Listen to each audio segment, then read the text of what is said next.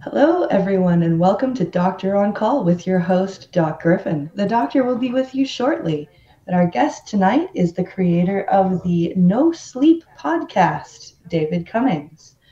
Warning, what you are about to witness may disturb you, even shock you. Humanity has a dark side that censors won't let you see, but we will. We advise you listen to Doctor on Call at your own risk. Doc Griffin, paging Doc Griffin, you're wanted in the OR, stat. And thank you, Nurse Blind Press. Well, you're welcome, Oh, Doctor. one more thing. Please, What is it, Doctor? take Mr. Worski's vitals in room 2. Oh, right away, Doctor. And please make sure you use the correct equipment this time. What do you mean? Last time you used the rectal thermometer on him to get an oral temperature. Oh, Doctor, I may be blind, but I know my job.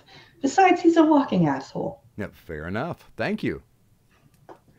And ladies and gentlemen, I'd like to welcome you to Doctor on Call. Of course, tonight we have a very unique patient. A patient who survived the, what they're calling now as YouTubeitis.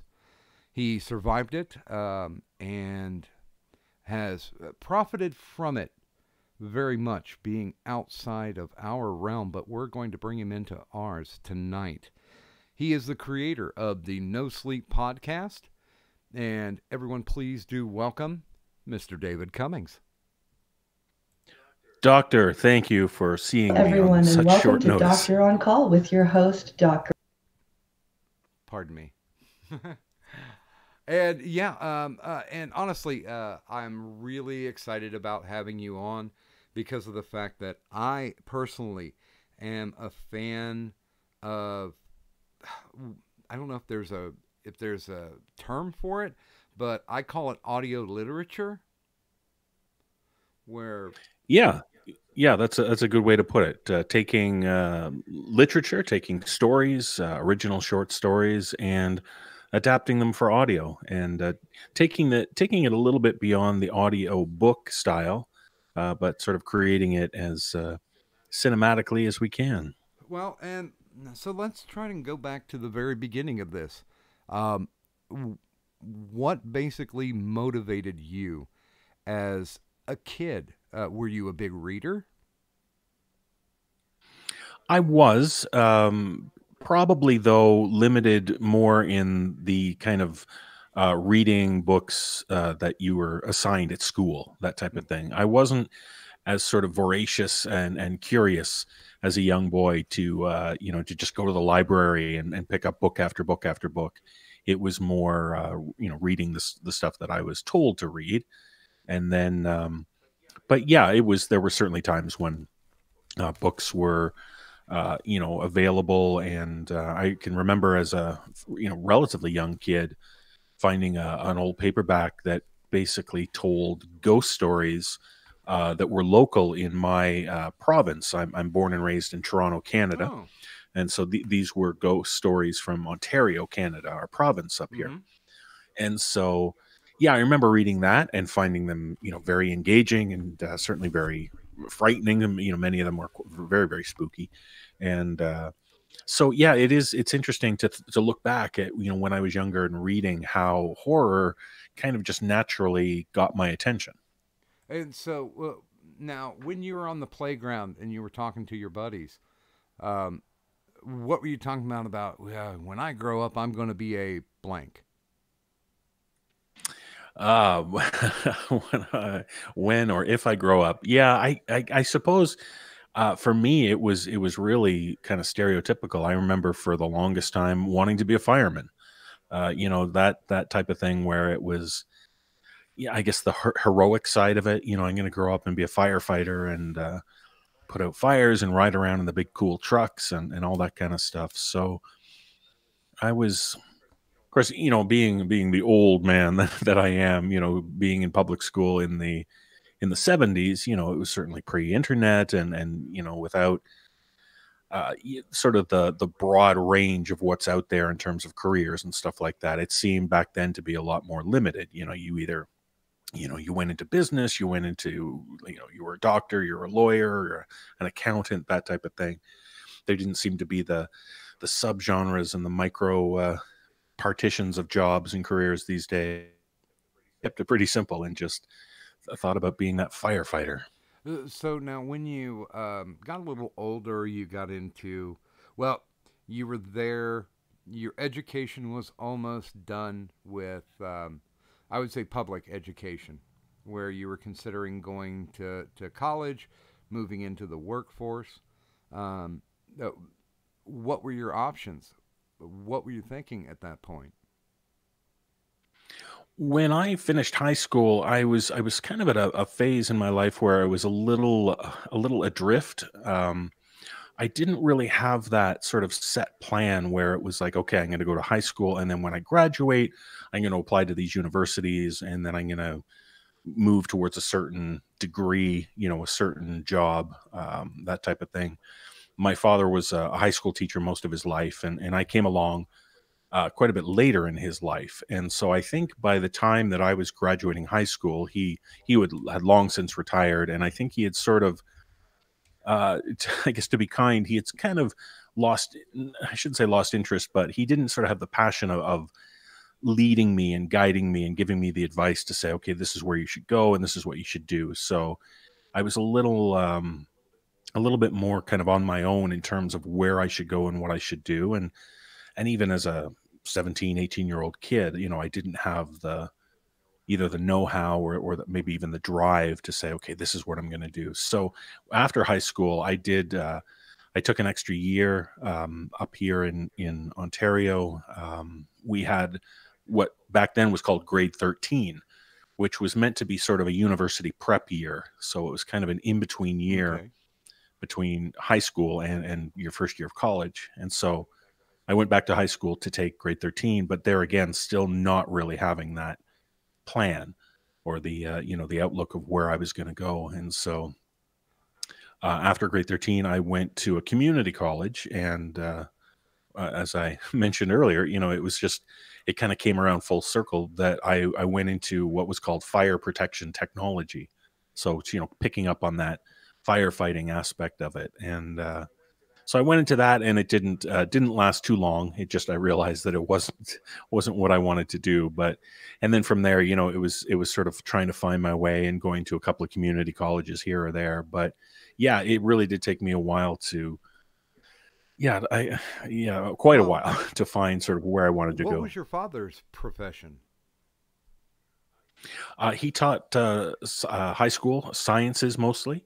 He was the head of his science department at the high school that he taught at for many, many years. And so, yeah, he was certainly a very scientific based man, very disciplined teacher. And, certainly knew that aspect of how to teach and how to train up kids certainly in the Well, and it sciences. sounds like he definitely wanted to push you towards further education too.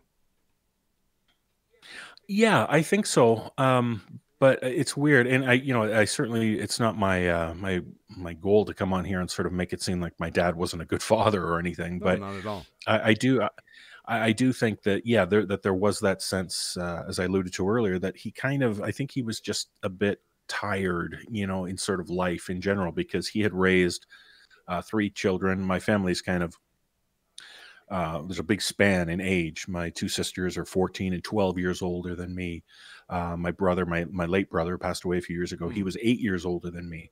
So, um, so like I say, by the time I was in my teens, my dad was in his late 50s, approaching his 60s. And so I think any desire that he may have had with some of my siblings to kind of push them and to guide them into a certain career path, it just maybe that just kind of that passion faded a little bit. And so that's why I at least didn't have his guidance and his steering me for that angle. But yeah, I'm certainly sure that he would have wanted to see me get into some sort of career, or and, maybe even something in the educational field. I know my older sister was a teacher. My niece is now a teacher, so it's certainly part of the family. That's for Well, sure. and it sounds like even though he might have been a little bit worn down by life, he was still being supportive of what you wanted to do.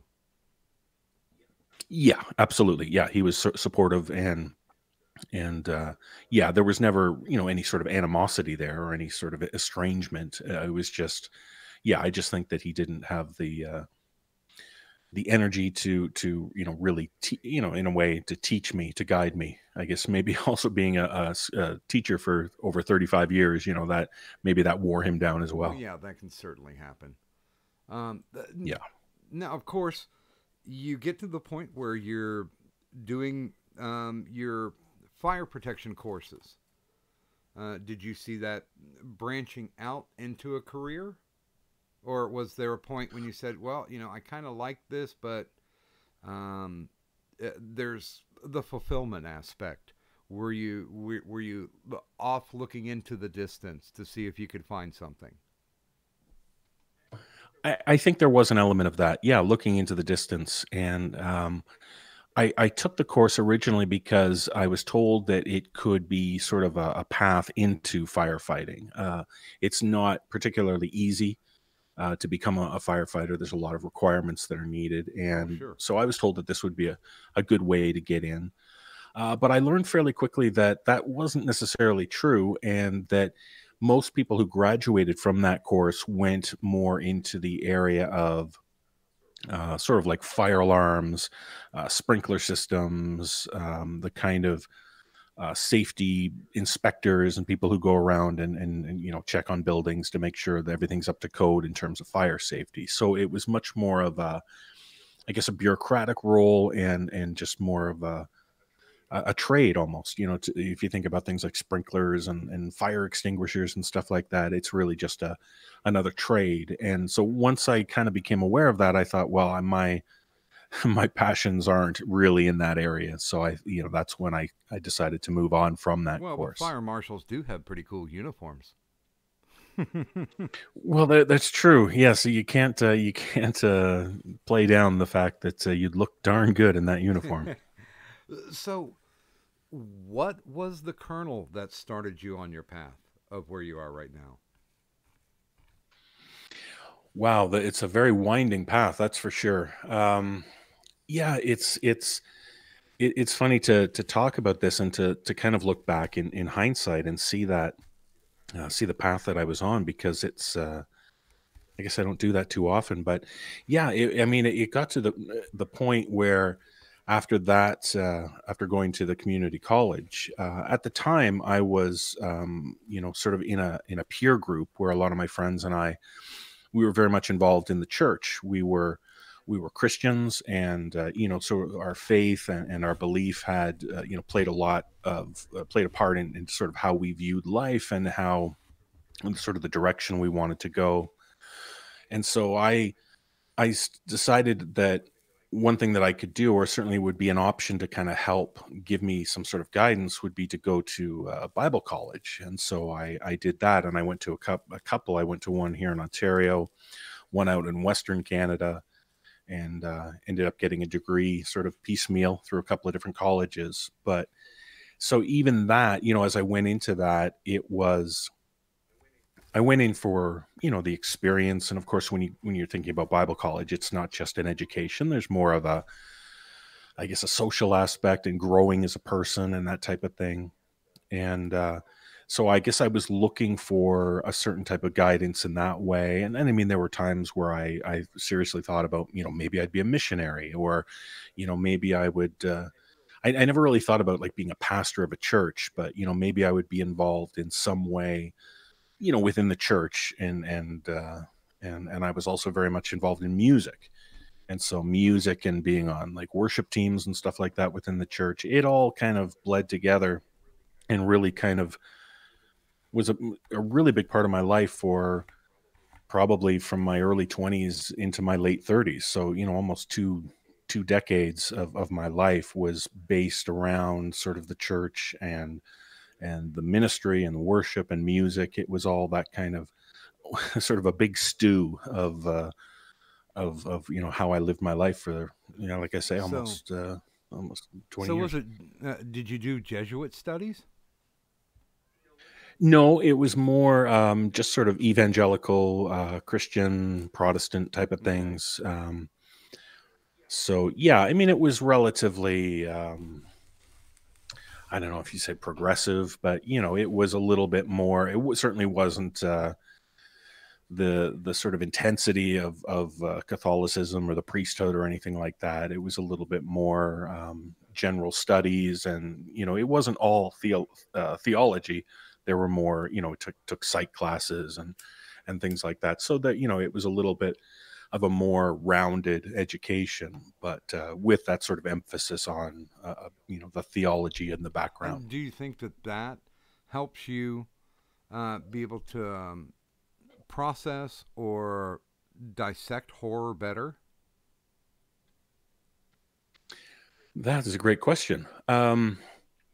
It's interesting to think about that approach of how horror and religion intersect, and there's certainly a lot of crossover there, because we all know that there are many stories that are based around things like evil spirits and demons and Well, that type one of of the thing. most horrific movies ever made was Exorcist.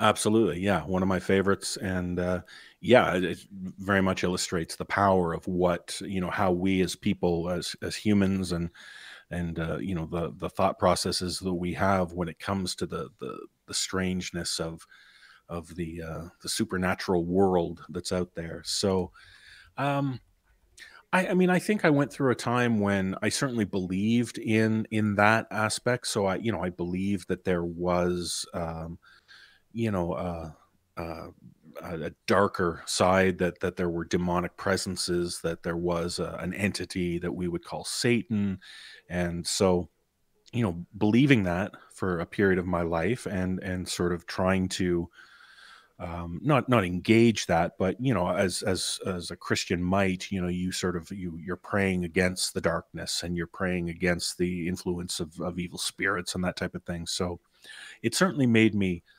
cognizant of it, and made me aware of that side of the religious viewpoint of the dark and the light. Might So, it have given you a better understanding?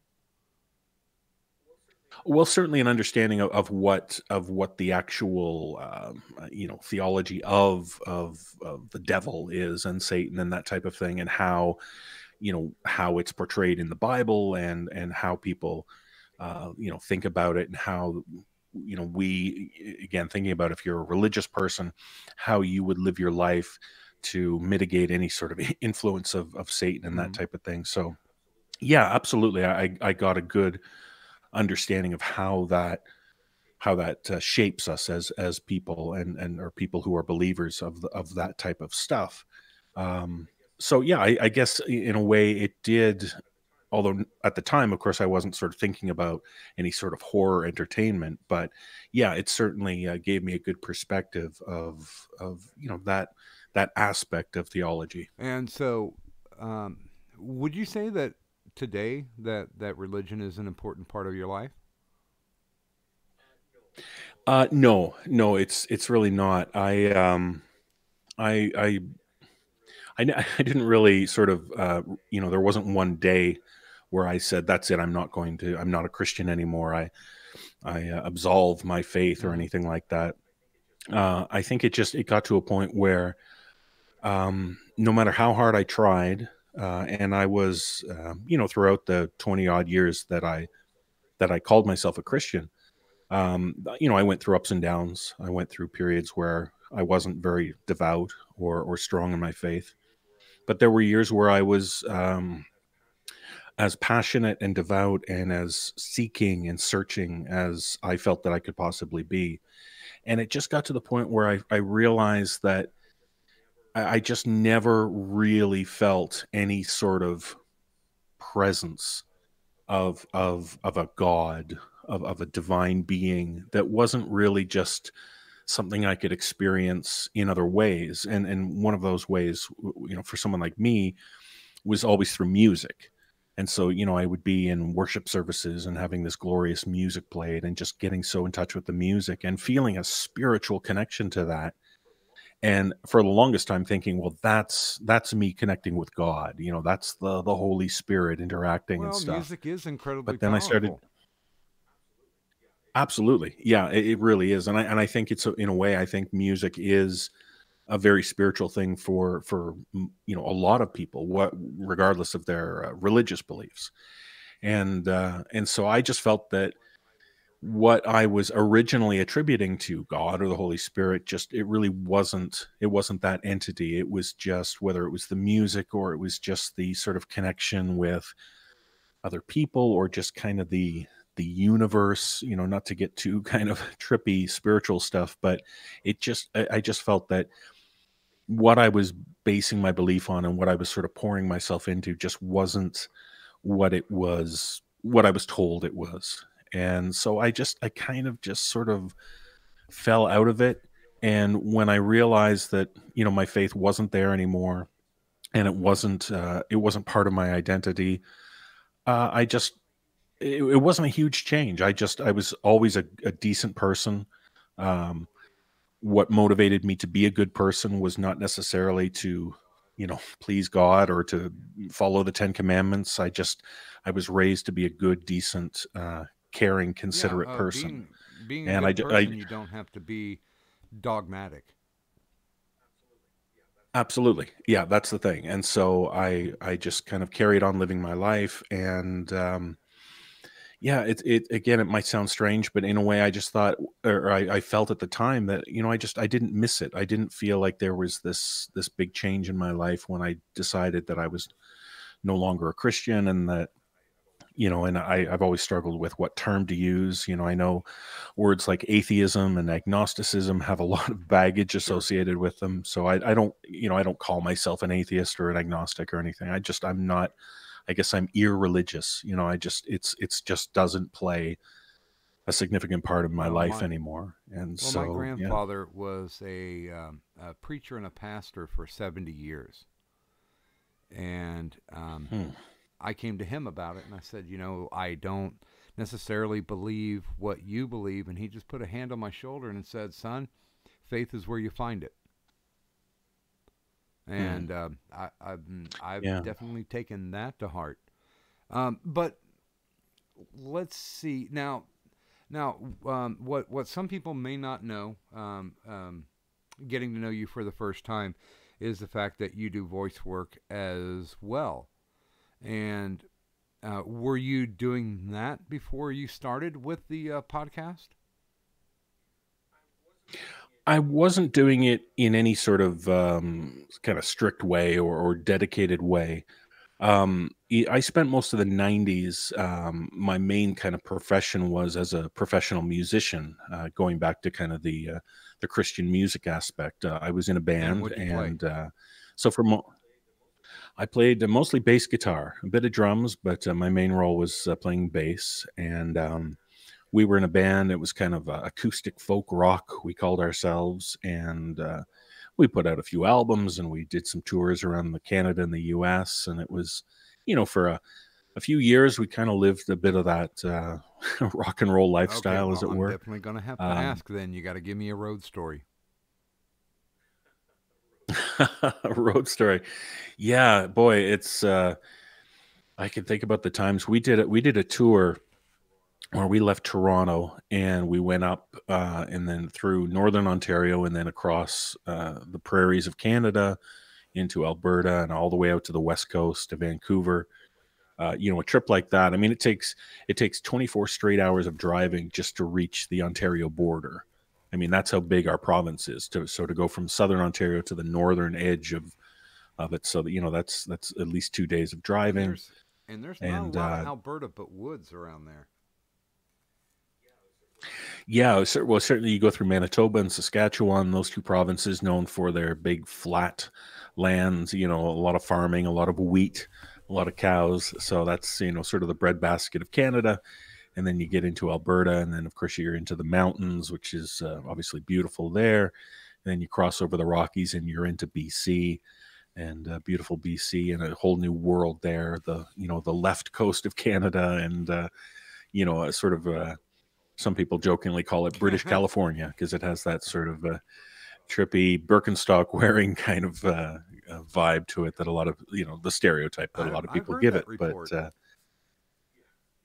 yeah, it's certainly in Vancouver, the big city on the coast. Yeah, that it's got that sort of trippy vibe to it. But yeah, it's great. And then we came down there, entered the U.S., and we went down the West Coast, and then traveled along the Southwest through Texas and Oklahoma and all that towards Nashville, and then we made our way back to Toronto. So that was 6 weeks on the road, living in not living in, but driving in an extended Ford club wagon. We stayed as as we went along, because we were sort of associated with churches and youth groups and stuff like that. So we were billeted, or we stayed in people's homes and stuff like that. So it was an amazing experience, to see the countries, to meet so many amazing people, and yeah, it was great. It was just such a fun time, and yeah, there's dozens and dozens of stories within there, most that I've forgotten, but yeah, I wouldn't trade that for the world. That was as much as it might not have been a part of any sort of future career or anything like that. It was certainly a life experience that Oh, I'll never forget. there's not just one still lingering left? Hmm. Well, I do remember there was one night we were crossing the Rockies. We were leaving Alberta, and the weather turned really bad. And we went. We barely made it into a town, and now I've forgotten the name of this small town. It was almost just like a ski resort, and we pulled in there just to survive the night. And we went into this sort of hotel or resort type of thing, and said, "Look, we can't drive." And they were nice enough to put us up. There wasn't a lot of people there because of the weather and so on. And so it was this little sort of hotel bar that was still open. And we said, we're a band. And so we pulled out our instruments and set up a, mini drum kit and a couple of acoustic guitars and a little amp. And we put on a show for about 6 people, the people who worked there. And they called some of their friends who were close by, and they came out, and we had a blast. It was a lot of fun. And just playing for those people. And the other thing that stands out about that show was, because we weren't, any other place we'd perform, we were just this sort of Christian music group, and we would play in churches or for youth groups or conferences or things like that. But to these people, we were just musicians. And so our sound man who was traveling with us, he had his video camera and he was videotaping us. And I guess during the show, a couple of the girls who were there, they decided to give us a treat. So they whipped their shirts up, and kind of flashed their boobs at us. And that was, that was just one of those things that, you think, well, it's probably the first and last time that a Christian music band, or at least us, were going to experience something like that. So yeah, for a brief sliver of time, we lived that sort of sex, drugs, and rock and roll lifestyle. Groupies for God. Groupies for God. Yes, that's right. The blessed boobs. So, and since we're down at the bottom of the hour, let's do just a real quick shill. Now, down in the descriptor, of course, is the regular stuff that you guys know and love. But also, there is the official website to the No Sleep Podcast. There's also the Twitter, Facebook, and Instagram. And currently right now, there's a special season pass deal going. There's a hard link to that. If you would like to go and take a listen, I would say it's definitely worth your time. And of course, we also have our prescriptions for additional entertainment. You guys know those links already. There's a Streamlabs for me and a Patreon. So I make the wifey happy by mentioning it once. And really, see, now I'm sitting here looking at it, and I'm trying to figure out, because the road is so diverse and so winding. How does it lead you to being able to get to doing what you're doing today? Yeah, it is. You're absolutely right. It is a very diverse and winding road. Well, I guess we're all sort of a product of our decisions. So each choice we make along that path to go a certain direction, kind of leads us to where we are. At the end of the '90s, I left the band, and that was around the time where my faith sort of dispersed. I stopped being involved in Christianity and my beliefs and all that. And I decided basically, well, I'm in my mid 30s now. It's time to kind of get a real job, sort of smarten up, as it were. And so I went back. I did a little bit more schooling, and I got a job basically right out of school and became a software developer. Huh. And so at that point, so basically right from kind of June of 2000, right as the new century starts, the new millennium, there I am, with a whole new chapter in my life. And so yeah, from that point on, for the next 14 years, I was basically just a full-time software developer. I worked for the same company, doing the same type of software. It was, Well, I mean, it was a great job, but it was also a software and that developing seems job, like an which incredible 180. yeah, I mean, it is in a way, and certainly from being, this artistic creative side where I'm, playing music and being on stage and performing and all that type of stuff, to going into the very logical, cognitive aspect of software developing and so on. So yeah, you're right. You go from that trippy artistic music side to the hard cold logic of programming. It is a 180, but it's I've always kind of had my feet in both worlds. As I mentioned previously, my father was involved in Mm-hmm. science very much, so I've always liked the scientific viewpoint, the rational aspect of that. But I've always been involved in music and art and creating and acting and things like that. So I've always had that sort of foot on, or they talk about the left Oh, brain, sure. right brain. I don't. And even like when years later, not to jump ahead, but when I founded the company that eventually sort of was the umbrella over the No Sleep podcast, I called it Creative Reason Media. And that's sort of presenting that sort of duality of the creative side, but also the reasonable, or the reasoned mind. So it's the Well, blend of that, the creativity, but also being founded in reason. and Yeah. were you just like strictly doing coding? Yeah, it really was very close to that. I mean, there are aspects of developing where you're doing design docs, and there were certain parts of my job where I had a small outlet of creativity where, maybe it was creating some graphics for the software, or I would create a web page for certain things, and I would be a little bit creative on that side. But it was mostly doing coding for the most part. Because I have had friends who worked for several big names, and that was the one thing that kind of drove them insane.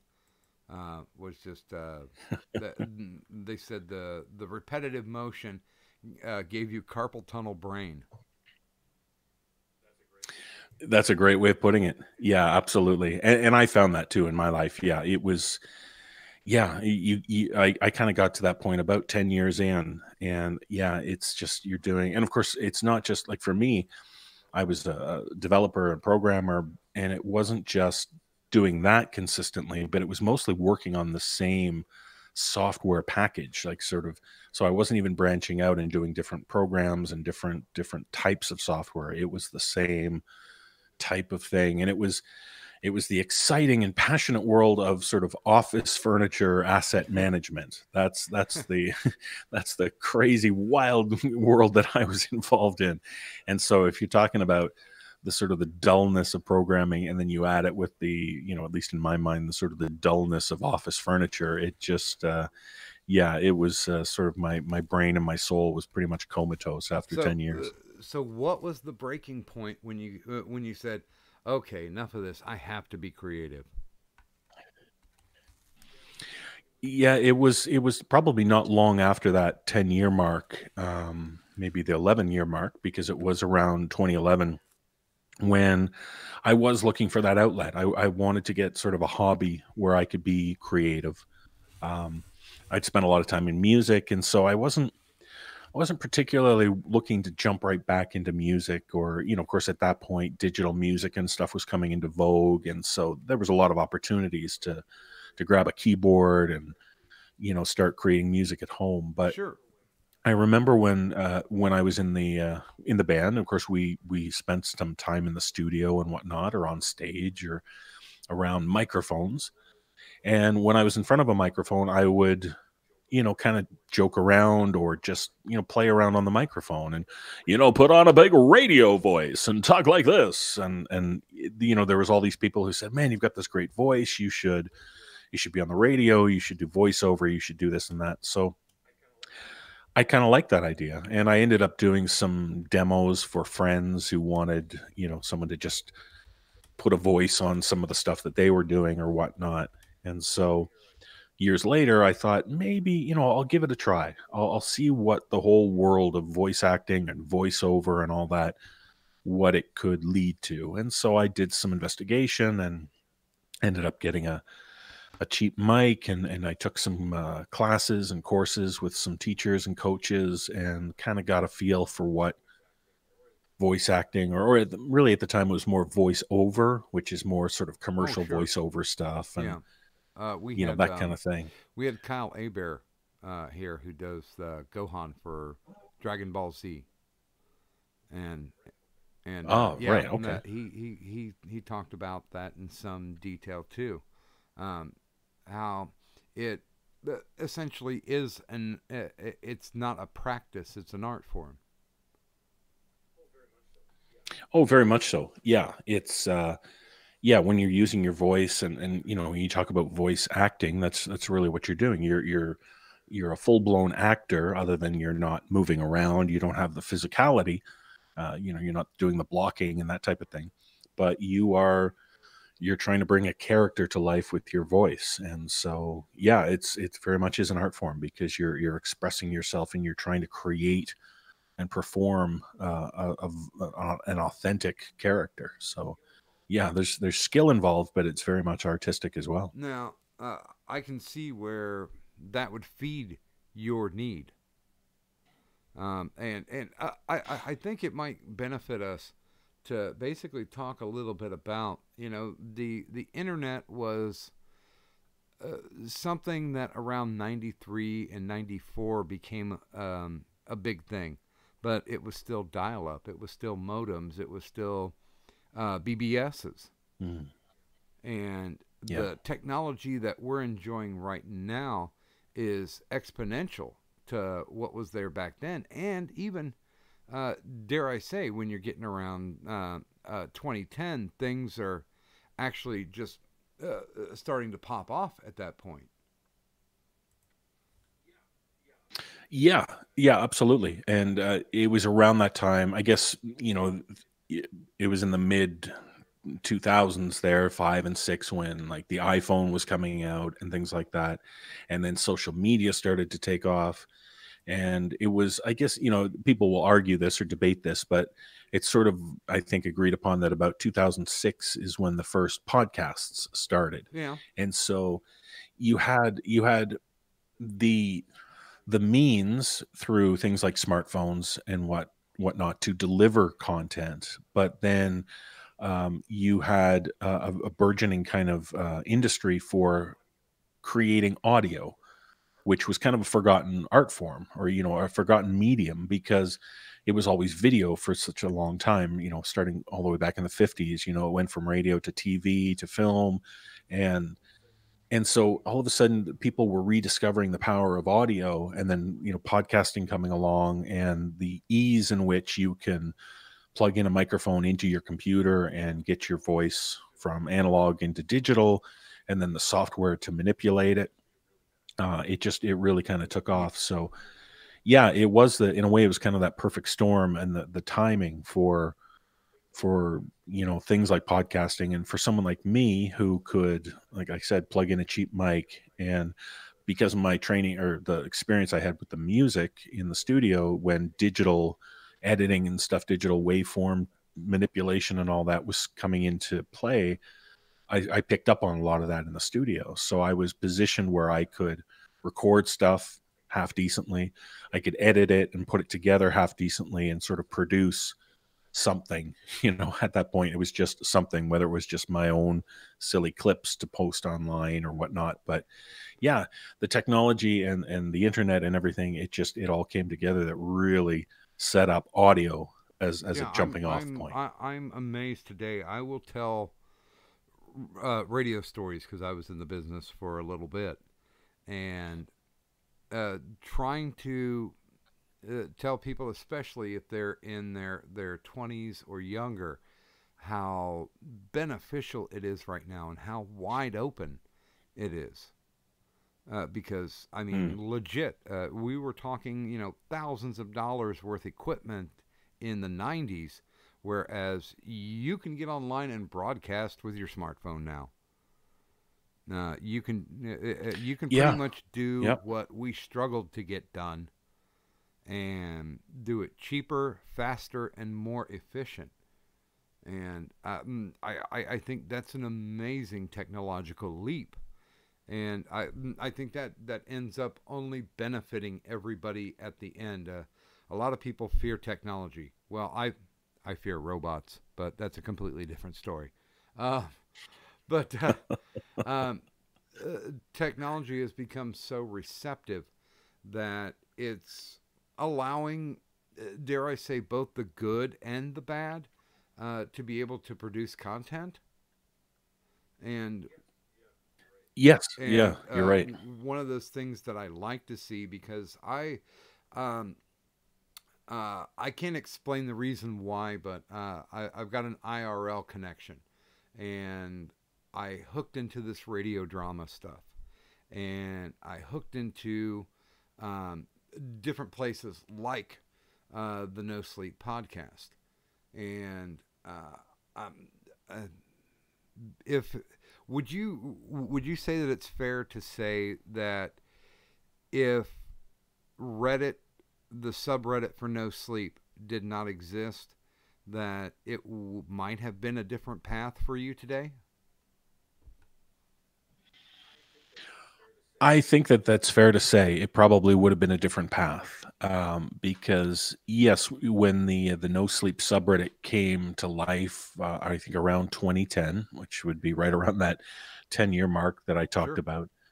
Um, it started to grow in popularity, and I mean, telling scary stories goes back to the Oh, Stone Age. I'm sure definitely. you set I mean, fire. who doesn't like to be scared? Exactly. Yeah. In that kind of safe environment where you're just being told a story, it's not happening to you. Nobody's holding a knife to your throat. You're just hearing about ghosts or the things, the scary things in the dark. And so, um, yeah, you have this uh, age long tradition of telling stories and telling scary stories. And so, um, when the subreddit came along, it was very popular because the types of stories that they sort of focused on were the first person. We kind of call them Mm-hmm. campfire stories. So it's not necessarily the stories where you're being told about Bradstone Manor and back in the days, and where you're painting these big lofty photo pictures of mansions and haunted houses and stuff. It's more breathless, and it's more, okay, let me tell you what happened. I spent the night at my grandmother's, and in the middle of the night I woke up and I saw this apparition at the foot of my bed. And so when you tell stories like that are more personal and more, this happened to me, I think it can be more effective. It draws people in and Yeah, engages them because more. what scares And people isn't all the way across the board. There's, Mhm. there's people who are afraid of clowns. People are afraid of spiders.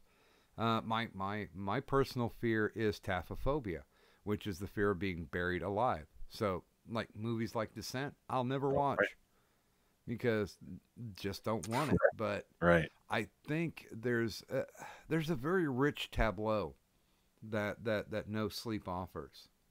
And since we're a quarter Yeah. to the hour, if you have questions for David Cummings, please feel free and start loading up the chat, and we will ask them as they come.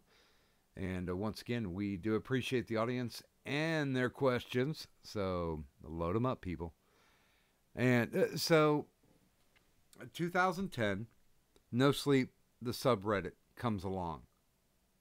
Um, how do Well, you work that into the current product that you're showcasing?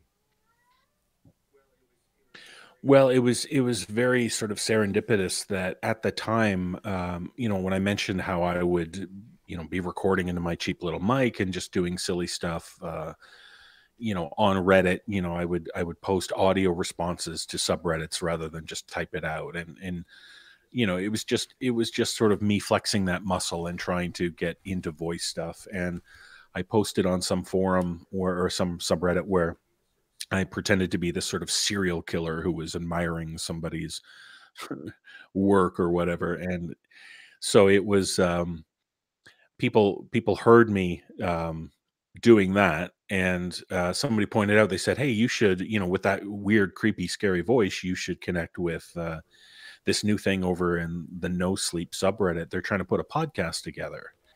And so I thought, well, let me check this out. And I have that sort of background and love of horror, and so I just said, hey, if you need a narrator, if you need somebody to do voice work on this podcast, let me know.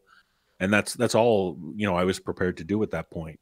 But then the guy who's sort of main idea, or the first person to come up with the idea, he was saying, well, I'm in university, I've got exams, and all these other people who said they'd be a part of it, they were all busy and not doing anything with it.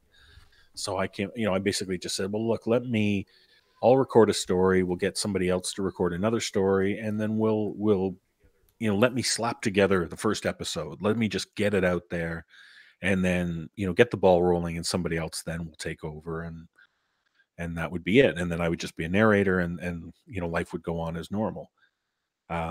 So that did happen. And then nobody, it happened in the sense that the episode was released, but nobody picked up the ball. Nobody took over as producer. So I did episode 2 and episode 3. And before long, it was, I was the one basically in charge of it. It was my show. It was, I've been the producer since day one, or sort of the showrunner since day one. And yeah, and that's where it kind of took off from there. So it was, sort of coming all full circle here. It's, here I am looking for a hobby in voice. Here I am with a bit of a background, in love of horror. Here I am with a bit of experience with, tiny bit of audio production. And you sort of put all those things together in the same container and give it a shake, and there's this new solution of that turns out to be the hot new drink called the No Sleep Podcast. Now, I think I already know the answer to this, but do you enjoy producing or acting more? These days, I would definitely say acting more. I don't do a lot of production anymore. We've got an amazing production team now, 3 gentlemen. Our senior producer, Phil Mikulski, is a legitimate genius in terms of sound design and audio production. He makes his own sound effects, libraries. He's just top notch. I can't say enough about Phil. We have Mr. Jeff Clement, who I know you're familiar with. Another brilliant producer, voice actor, musician. He's extremely talented. He does production for us. And then Jesse Cornett, again, another such a gifted producer. His a voice Wow, you actor got as well. Jesse too. Uh, j- yeah, we got Jesse as well. Yeah, so it just, those 3 guys are just amazing, and I'm more than happy to sort of put the production into their hands. I've done quite a bit of production over the years, but yeah, I really dig acting now, and I produce things here and there. We do ads on our free episodes, so I usually end up producing those, which are fun little 3-minute ads that we do as little stories. But yeah, so I think just me being able to yap into a microphone and pretend to be somebody else, that's where my passions are these days. Honestly, I would love to throw some stuff over to you guys, but um, yeah, that's neither here nor there. I appreciate what you do and how you guys do it too. I think there are very few people out there who are putting quality into what they do.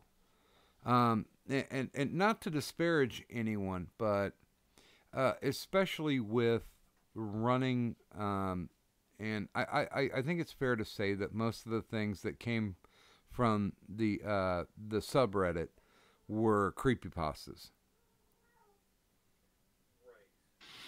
Right. Yeah, you're right. There's always been this sort of dichotomy of story types, and the title of creepypasta is one. I mean, I'm not a big fan of it, and I think it's partly because it sort of evokes this sort of tone of, as I think what you're alluding to, which is just sort of very sloppily written things that are just kind of scribbled down, without a lot of thought into form and Yeah, dialogue and that type of juvenile. thing. So it's almost, yeah, that's right, juvenile. It's the idea of like, yeah, the 12-year-old kid just deciding to write a ghost story, and it sort of has that creepy pasta feel to it. Now, some of that, I mean, I think if you had a good writer who decided to write in that voice, I think it can be effective, because sometimes people like that real sort of bare bones approach Sure. to storytelling. So it could be an effective sort of motif to use, but um, yeah, but for the most part, I think that the concept of creepypasta sort of evokes that sort of sense of inferior stories and inferior writing, and just something that's just sort of tossed off, without a lot of thought or artistry Yeah. put into it. But I I really will encourage the audience. It's the first 2 or 3 seasons that are free, that are on the website.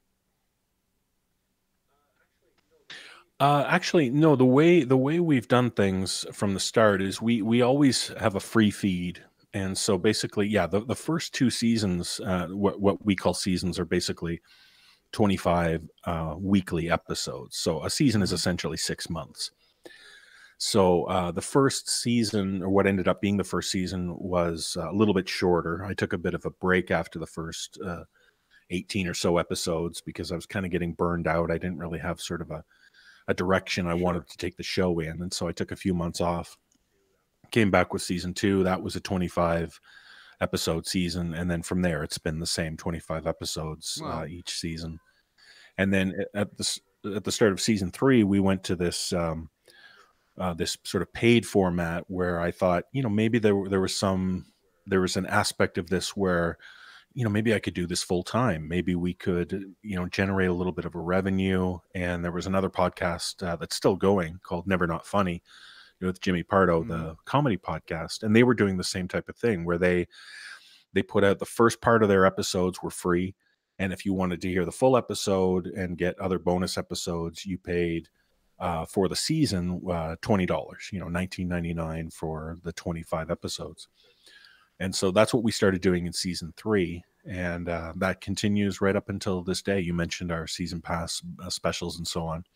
So, yeah, so basically the way things are is that each week we put out an episode that runs 2 hours and 10 to 2 hours and 30 minutes. And usually the first hour or so, hour and 10, is free to listen to.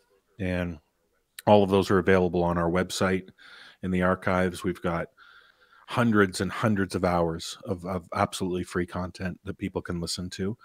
And if people like it enough, they can, as I say, pay for the season pass and get a lot more content and some longer stories and that type Well, of thing. So yeah, if anyone's interested, yeah, there's, like I say, there's absolutely no money has to change hands, and you've got access to hundreds of hours of and good I think the storytelling. thing that's incredibly fascinating is the business model that you built was essentially, okay, we'll use YouTube for a little bit of advertising, but we're not going to rely on it. So when the apocalypse hit last year, legitimately you were unaffected.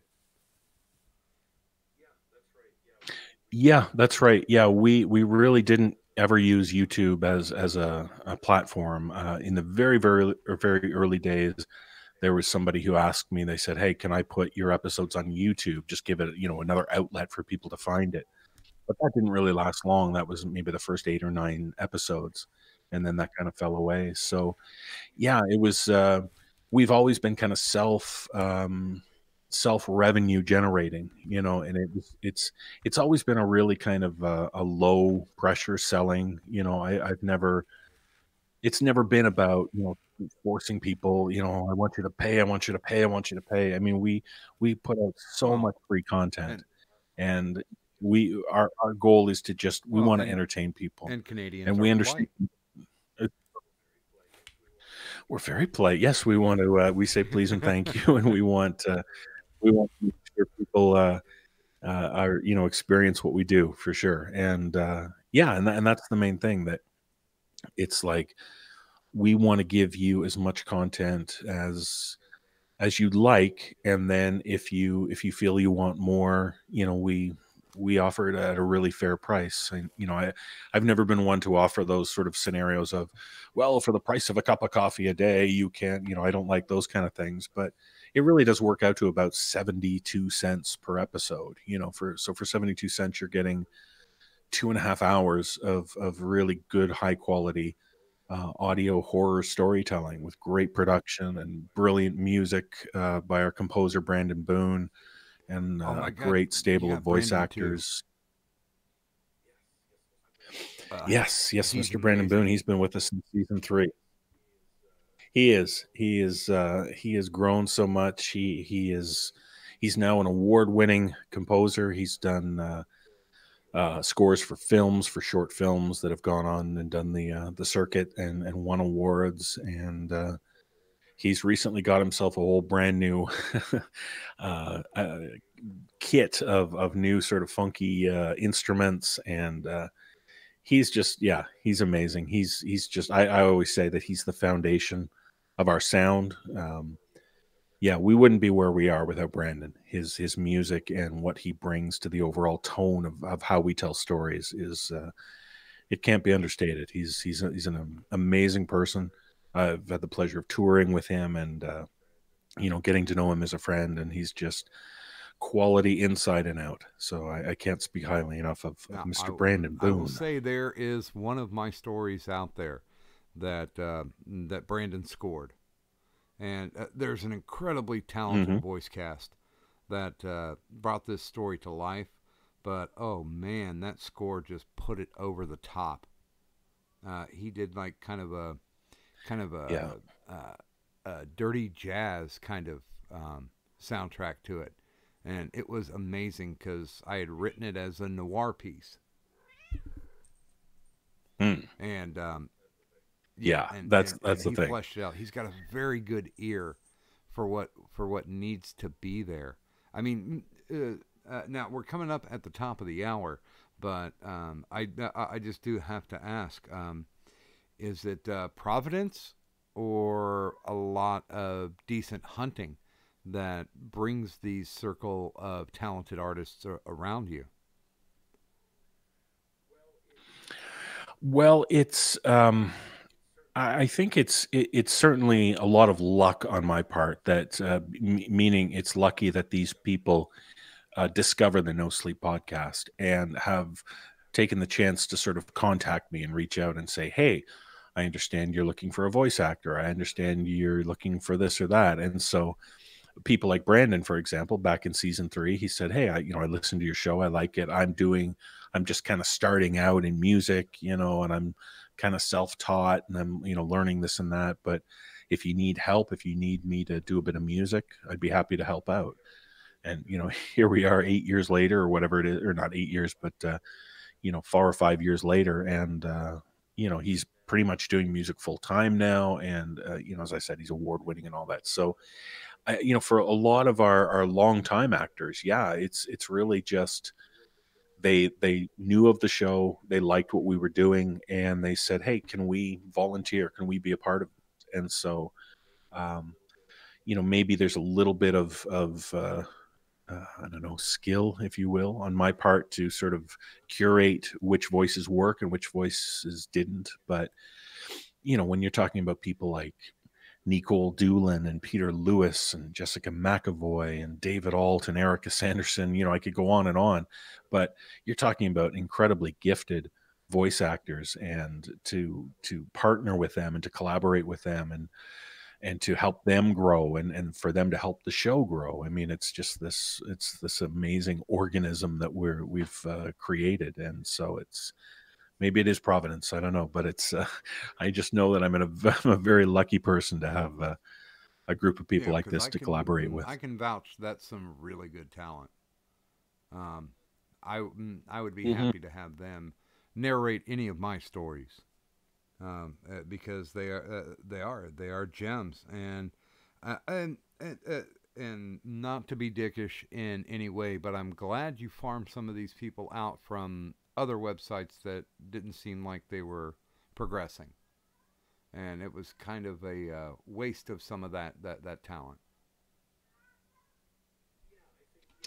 Yeah, I think there were a few of people on our team who were involved in other projects, and who, for one reason or another, maybe just didn't find, whether it was, maybe they just weren't sort of earning any money from it, or maybe they just, they found the time was too much, or, there's a whole, I suppose, myriad reasons why they've decided to change. But yeah, we've been fortunate that with the being able to generate some revenue from the season pass sales. So we've been in this position for over 5 years now, where we can pay people who contribute to the show. So whether you're a writer, a voice actor, a musician, a producer, an illustrator, you're going to be compensated for the work that you put in. And so that's very important. We don't pay you know tons of money. We're still a podcast, but I think, we probably pay more than most any other podcast out there for the kind of content, or the amount of content that we're getting.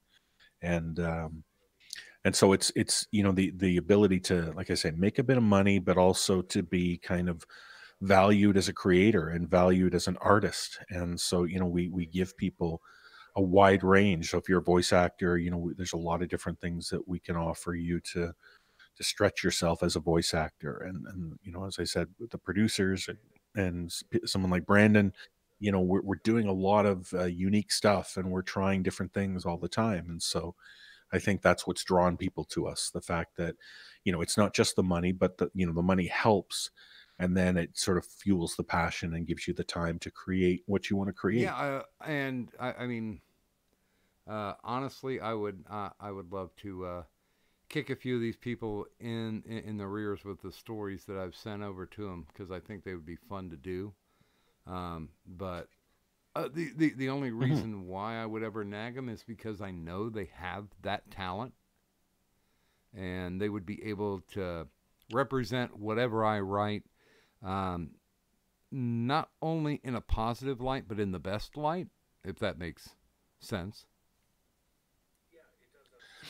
Yeah, it does, absolutely. And it's interesting that you mentioned that, because one of the things that I'm quite proud of, is that we've been able to develop over the last few years a really close relationship with sort of almost a writing team, kind of an informal group of people, that sort of come and go. But there are a tremendous number of extremely talented writers out there who, they're not published in the sense, they don't have maybe they're self-published, but they're sort of unknown, quote unquote, in terms of the writing community. But some of these people are so insanely talented, and the fact that they sort of see our show, the No Sleep Podcast, as a great outlet for their stories, knowing that we're going to respect what they do. And as you said, it's not just that we're going to do a good job, but we're going to present their story in a way, or adapt it for audio in a way that is really true to the story. We're not going to change it. We're not going to do sort of what Stanley Kubrick did to Stephen King's The Shining. We're not going to make it our own story. We're true to what they do, to what their vision is. and yeah, we try to present it as best as possible. And so having that working relationship with this ever growing group of authors has been so beneficial to us, and I dare say to them as I well. would not disagree. Um, well, I tell you what, we're past the top of the hour, so let's start into some of these questions, and let's start with a Mhm. great one from Turish. He asks, "Have you ever wrote a piece of code that you felt like it was a piece of art?" Wow, what a great question. Um,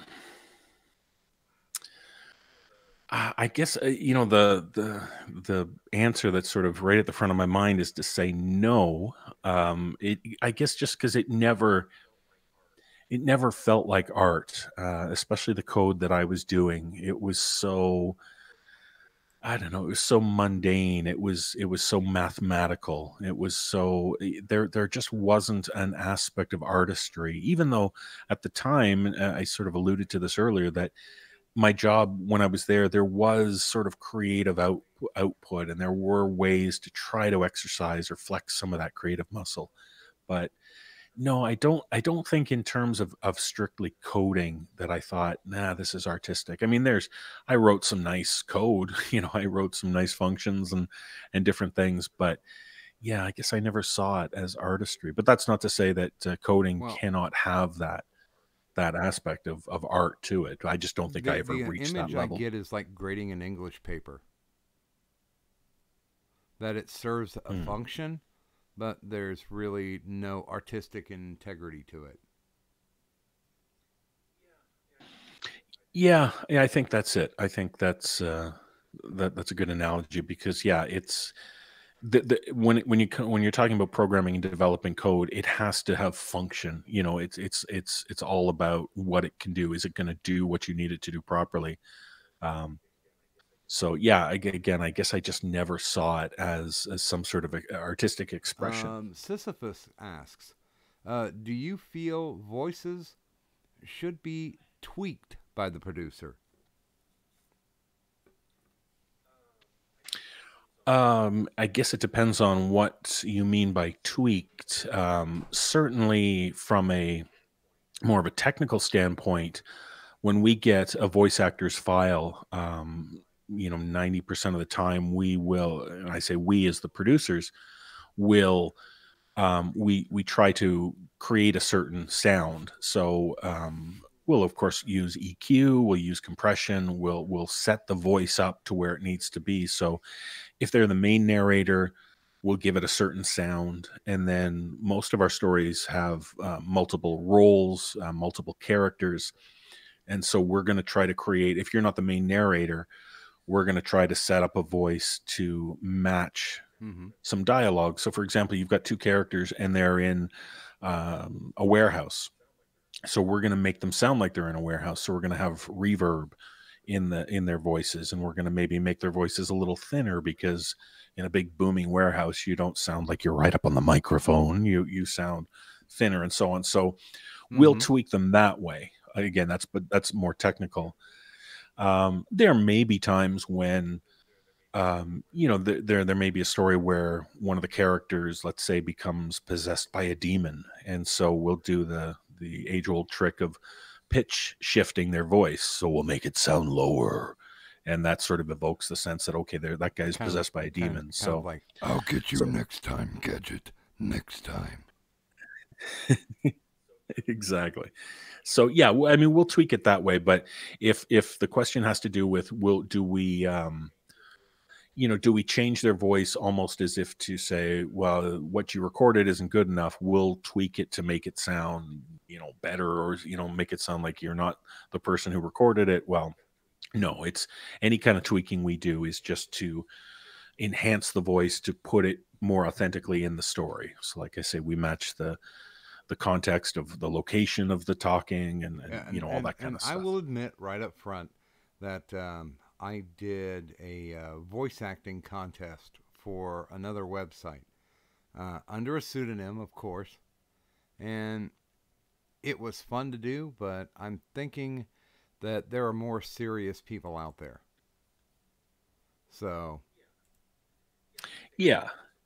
Yeah, and I think like any discipline, if if it's something that really resonates within you and it's something that you feel is a really positive form of expression, then yeah, you get into it. But some people, yeah, you're right. It sounds, it seems like it's fun and it could be cool, but like anything, I mean, there's a drudgery to it, like there's anything else. If you've got to sit down and record, even a relatively short story, like 3,000 words, you got to stand at the mic and you've got to read through that, and you've got to keep up your passion for it. You've got to keep up the energy depending on what the story is. So it's a great job. It's one that I love, but I'd be lying if I said that it wasn't hard work, and it took a lot of dedication yeah, and skill to do. I was offered a kind of a bribe to do it, to become part of the voice cast for this particular website, and I was like, well, if you need a fill-in voice, if you need background noise, I'm cool with that, but that's not my forte. Let's leave it up to the people who have the real burning passion for it. Right. Yeah, and that's fair. Yeah. And let's see here. Okay, yeah, let's delve into a little bit of the tech. Um, what type of mics or recording equipment do you like to use when you're making the episodes? For me personally, I'm in a little bit of a different situation now. I'm sort of in between houses. We've recently just sold our house, and we're waiting Oh for our new my. house to be built. So I'm current. I'm currently we're staying at a house of friends of ours. So my gear and my setup and everything has changed quite a bit. But what I used to do was record in a closet. You often hear voice actors who find like a walk-in Oh closet can sure. be very effective for space like that. So um, I have a really simple chain, audio chain with what I do. I record into a condenser microphone that goes into a preamp, and then I record onto a Zoom sort of handheld portable recorder. And so I don't record like next to my computer like a lot of people do. I don't record with a laptop beside me. It's just all audio. I've got an old iPad that I sync my scripts onto. So I mean, it's in a way, it's very simple. Microphone, preamp, and then recorder. But and then yeah, back in the closet, as it were. So it's but I mean, I've been fortunate that getting a bit of recognition over the years of doing this. A few years ago, the fine folks from Sennheiser USA, who sort of own the Oh venerable yeah. Neumann microphone brand.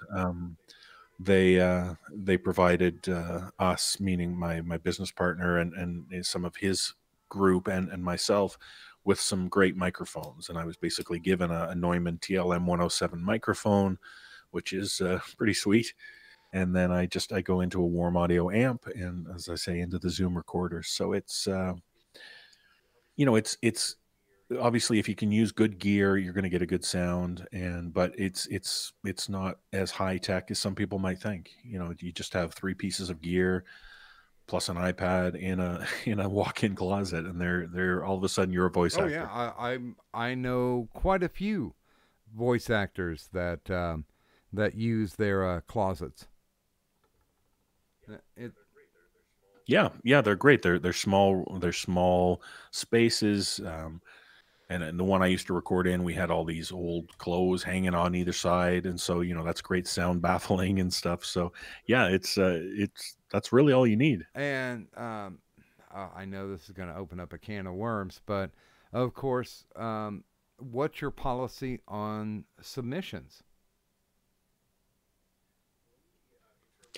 We in terms of for The writing, whole spiel: writing, voice acting. right.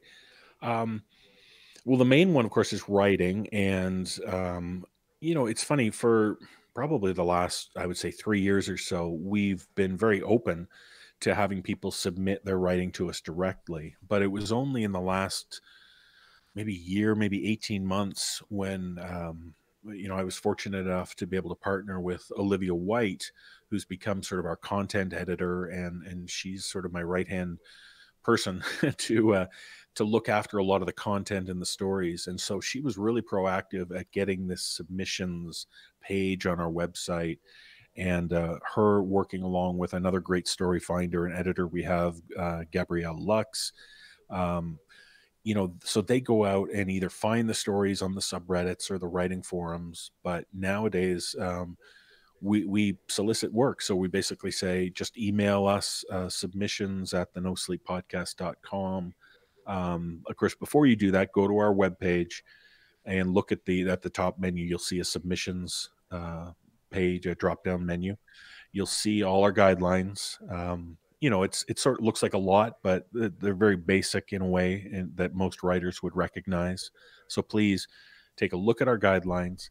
If you can fit within them, then by all means submit to us. And so many of the stories we're doing these days are submitted directly by the writers. So that's been a great boon for us to grow that way. In terms of other contributors like voice actors or illustrators or stuff, we're not actively looking for people. Occasionally I'll be contacted by people who are sort of extra special in terms of maybe their experience or what they can bring to, their acting is superb, or, their audio and stuff. So recently, like in the last few, I don't even know, maybe the last year, I lose track of time so easily, but we've had some people come on board, people like Mick Wingert, who is an established voice actor from Los Angeles who does amazing stuff. He does a flawless Jack Black impression, and so he does the voices for all the new Kung Fu Panda videos and stuff that come out. He was the most recent Goosebumps movie. He plays the voice of the creepy dummy, that kind of thing. So when I have an opportunity to work with someone like Mick Wingert, who has that experience and that breadth of talent, absolutely, I'm going to want to bring him on board. People like Graham Rowett, another established actor who's done TV work and stage work and voice work, and Armin Taylor. I can think about these guys who have joined us recently who just, I can't not work with them because of their talent and because of their experience and what they can bring to the show. So it's kind of like that. If it's just, and I do feel bad because people will contact me and they say, hey, I'd love to be a part of the show. I'm just sort of starting out. Don't really have a lot of experience, but I'd love to join. And I kind of feel bad simply because we don't have the time to train somebody up to be, part of the voice acting team we have. We used to years ago, but we just don't have that time anymore. So when it comes to that and illustrators and certainly producers and music and all that, it's sort of we'll almost like by invitation only, we'll bring them on board. But I think the main thing is the writers that, we're a great outlet for people who have got great stories to tell. Don't tempt me.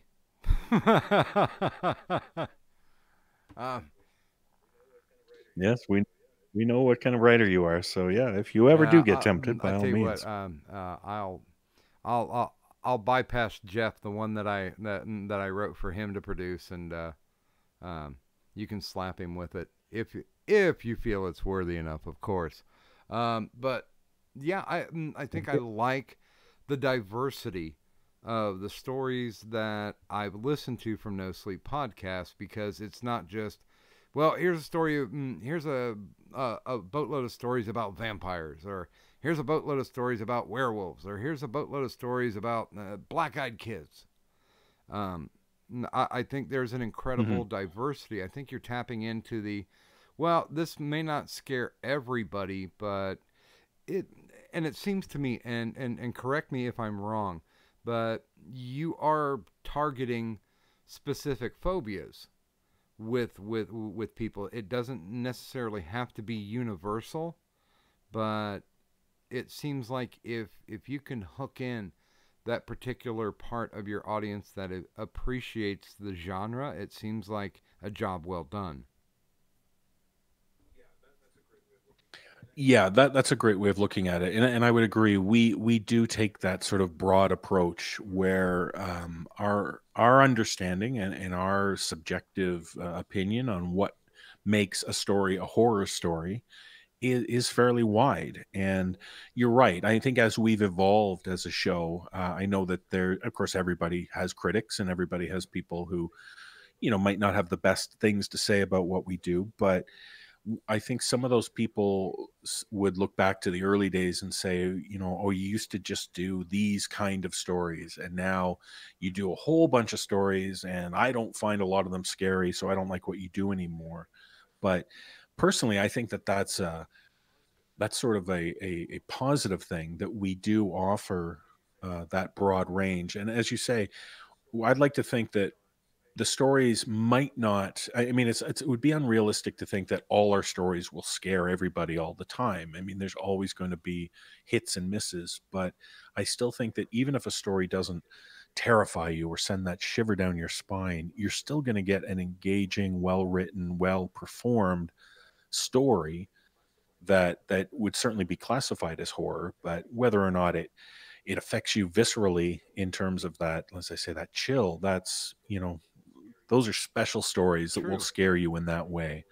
But I think that the kind of stories that we're producing are very good quality, and we're telling good stories and adapting them and sharing them, and we're fortunate that I like to think we have more hits than misses in terms of stories that will, whether that scares people or disturbs people or unsettles people. I Yeah, think we and are hitting those honestly, even if targets. it's not their cup of tea, their particular fright, they can still be fulfilled by doing by enjoying the story and going through the story. I know there's not a lot of anything that really scares me, but I always enjoy a well-crafted tale, and I never feel like you Yes. Yeah. guys are copping out or putting in filler, so to speak. Yeah, that's exactly it. We don't want to just pad stuff and just fill out an episode.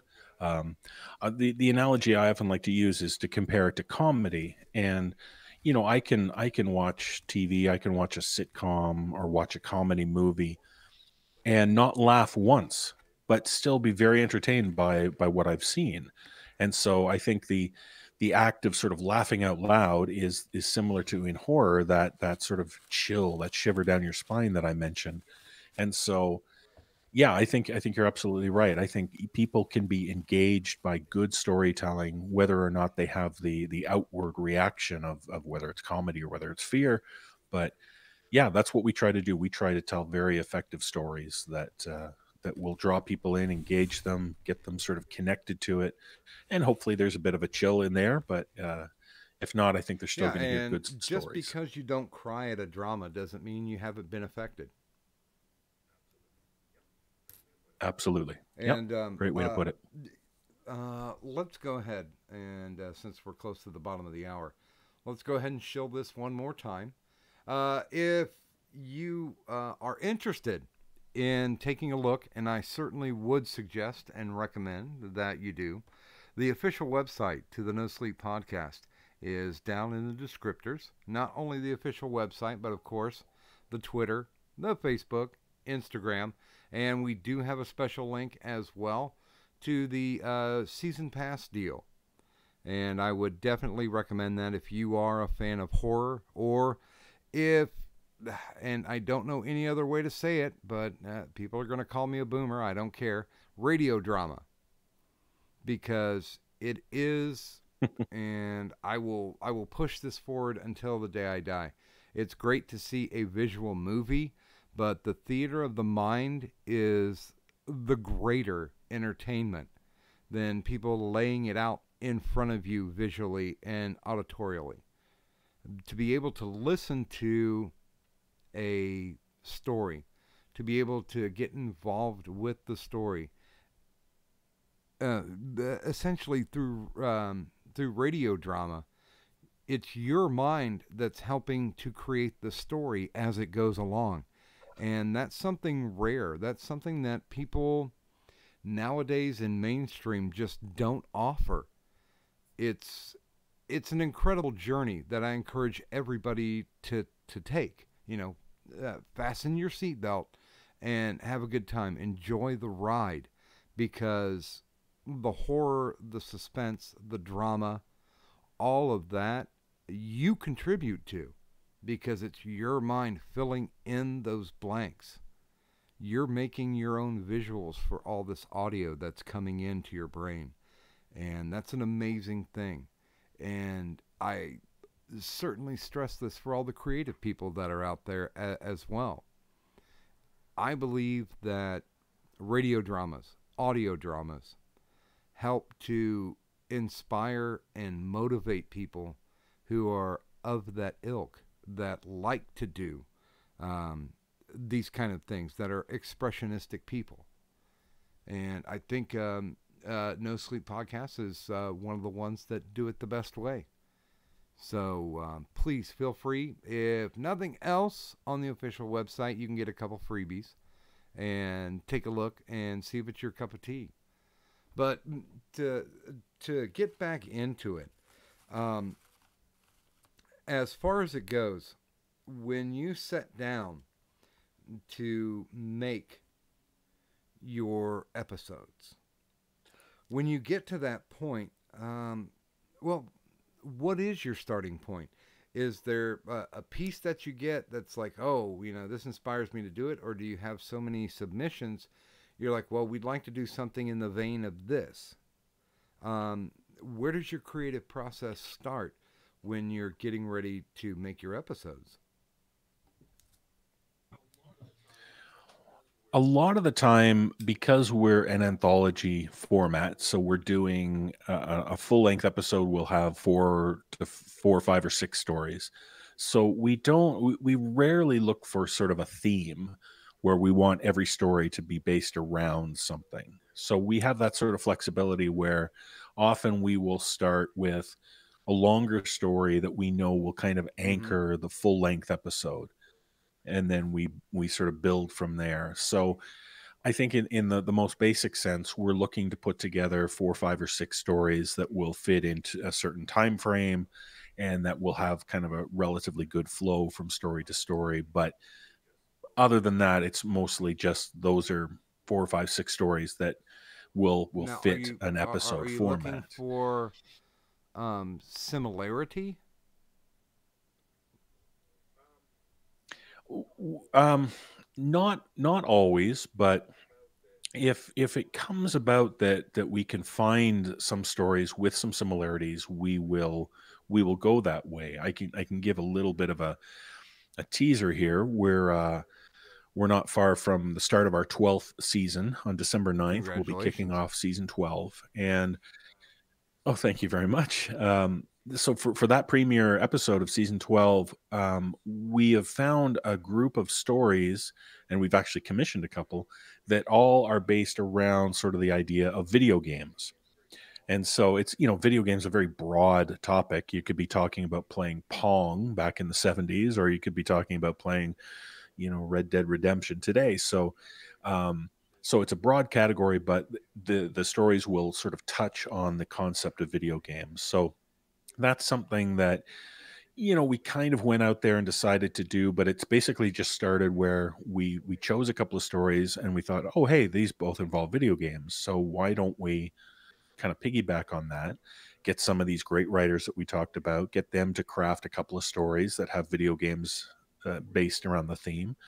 And before you know it, that's kind of a theme for the premiere of season 12. But that's I would say that's sort of the exception to the rule. We don't often look for that kind of Now, thematic approach for an I do have episode. to ask as a writer myself, have you yet been able to tap people like Matt Dymersky or Vincent Vinacava? Matt Demersky, absolutely. We've done so many of his great stories. Yeah, usually just when he when he publishes a story, we try to grab it and get it on the show. He's such a talent. Vincent, I've connected with him over the years, and we've talked about, yeah, let's do something, but it's never we've Yeah, never been able to get he's a bit something flighty. going. But yeah. Yeah, I know that, I know he writes great stuff, and as I said, we've sort of made plans Yeah, I to collaborate, but yeah I as have of yet, it hasn't I have a happened. tremendous hatred for Matt because he wrote probably the best creepypasta. Well, okay, second best, but you have to deal with format. But uh, the one of the best stories that I ever read was Psychosis.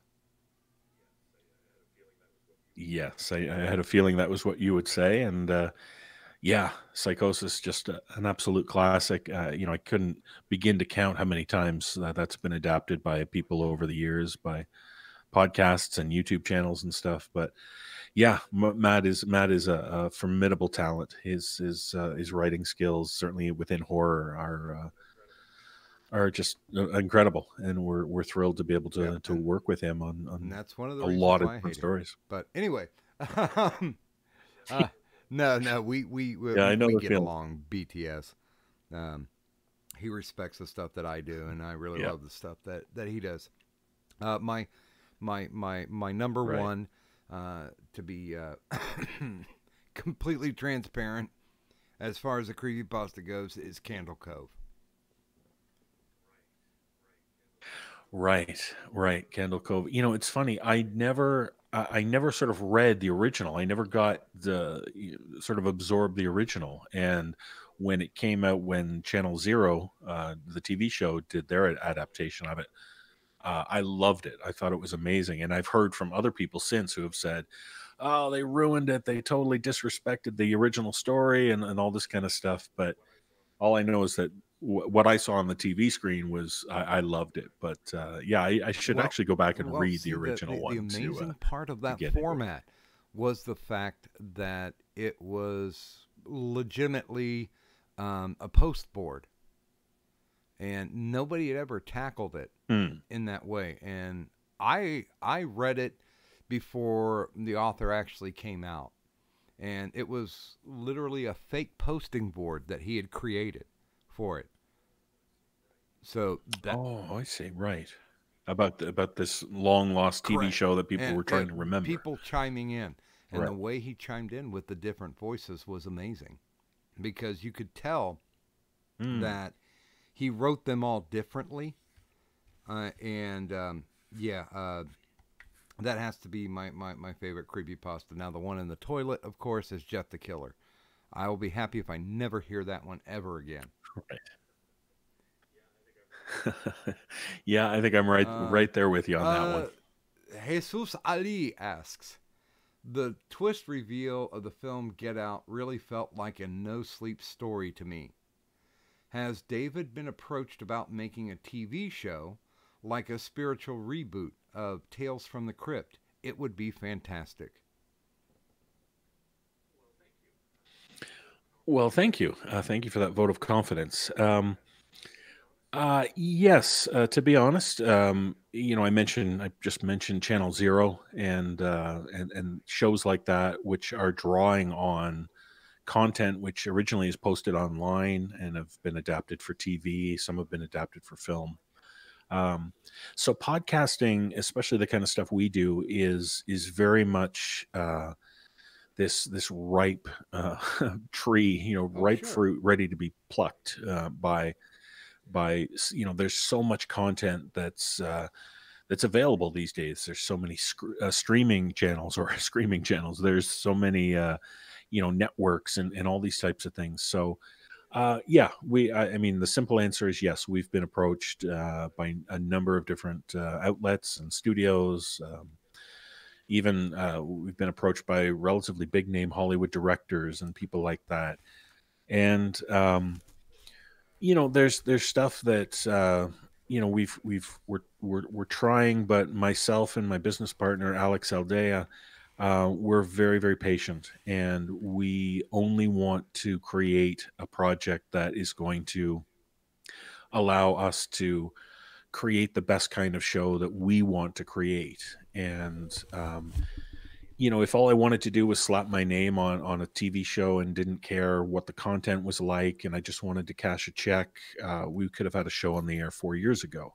But we want to do it right, and we want to involve our team, and so Uh, um, fingers crossed. We hopefully will be able to get a project going in the near future. But yeah, like I say, we're very much about making sure it's done right and done effectively, and done for the best possible reasons, and not just about, like I say, sort of slapping your name well, on and I a TV respect that. project.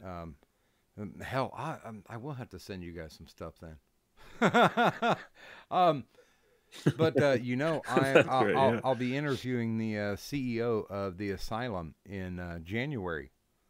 So a little something for the listeners to look forward to. And Sharknado's done, Right. so they're looking for something new.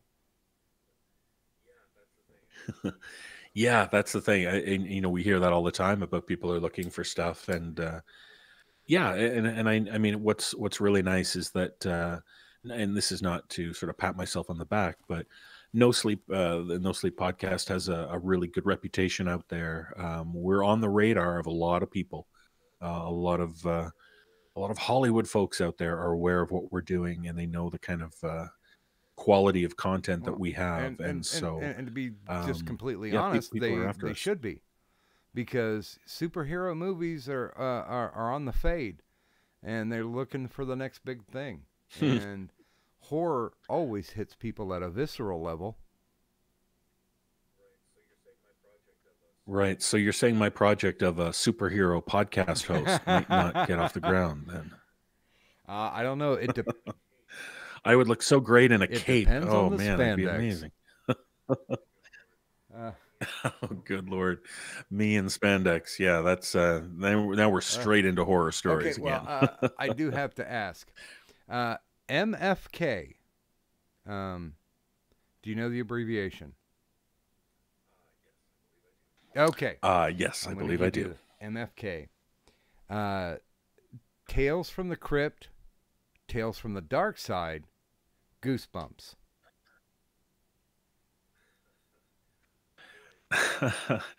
Boy, you picked three that I know of, but I never really I never really got into any of those in terms of, like, I think that I was maybe a touch too old for all of Oh, them. that's okay. I'm a touch too Um, old for everything. so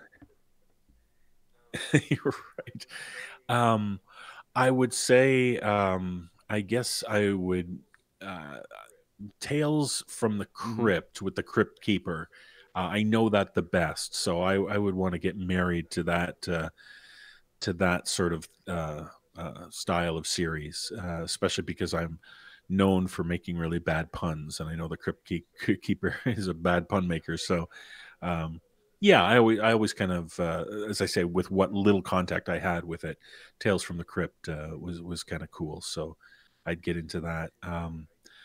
And the other two, boy, I again, Tales from the Dark Side. Yeah, I've heard a little bit. That's one that I probably I'd put the F on that, and then Goosebumps. I guess maybe because I always see Goosebumps as being for I was well beyond it in terms of years, so more of a kids thing. So Yeah, we'll kill sounds off that good. one. How's that? Because, I mean, honestly, I think mine would be almost the same, except for I would switch. I would switch Tales from the Crypt with Tales from the Dark Side. Um, I think they got away with quite a bit more fun stuff because it was a Canadian production. They even adapted a um, Clive Barker story, The Yatterling and Jack, and plus the fact that there was an amazing resource of Canadian actors that didn't have jobs, so they got people like Michael Ironside to and Oh yeah, sure. I love me some Michael Ironside. Um, now here's a question about if you're going into production and you get the blank check, you want to do what you can do, you've got your creative control. Would you rather go into making a television series, like, say, for Netflix or Hulu, it's wide open? or would you prefer Mhm. to do a theater release movie? Those are questions that were kind of being asked these days from sort of various angles and various kind of production people and this type of thing.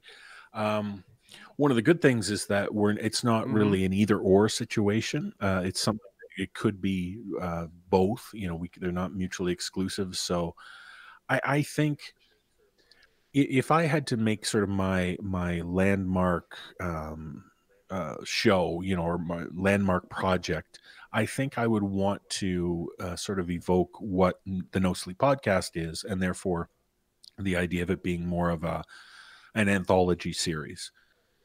So, you know, you mentioned the three shows we just talked about, but for someone my age, it's more things like Twilight Zone and Night Gallery and Oh, those kind of shows. So, you know, I would love to be able to do a new kind of Night Gallery type of show and have that anthology where every episode is a different story, you know, or maybe do it with like the same cast, but you know, well we're then, always doing a different kind of story. well then, There's definitely, I like have to that, give yeah. you the MFK of Twilight Zone, Night Gallery, and Outer Limits. Wow, that's a tougher one. It's funny. You know, I love Night Gallery so much. I was just at the right age. I was, you know, I don't think I Oh, was me even too. I 10 years love old Night when that Gallery. came out. And even that first episode, that pilot episode, was just one of the scariest stories with Roddy McDowell and Mm. the Mm-hmm. paintings and all that stuff. It was amazing. Um, and of course, I love the Twilight Zone, but you know, the Twilight Zone was not strictly horror, and you know, certainly a great series and full of you know social commentary and stuff like that.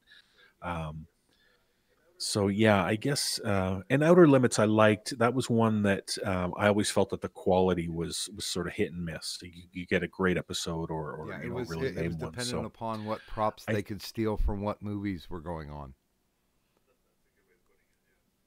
that's a good way of putting it. Yeah, but yeah, I think I'm gonna touch or marry. I'm gonna decide to marry Rod Serling's Night Gallery because that one really had a Mm-hmm. good effect on me, and I'll definitely take Twilight Zone to bed with me and enjoy it that way. And sadly, I'll have to kill Outer Limits, but not without a lot of I respect would and have love. to completely agree with that.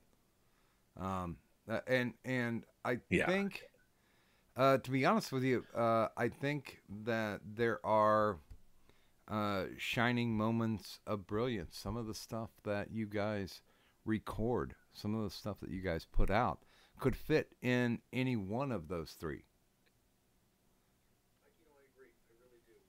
You know, I agree. I really do. Some of the stories that we've done are just so extra special, and you know, and it's interesting now to realize, as I mentioned earlier, how there's so much.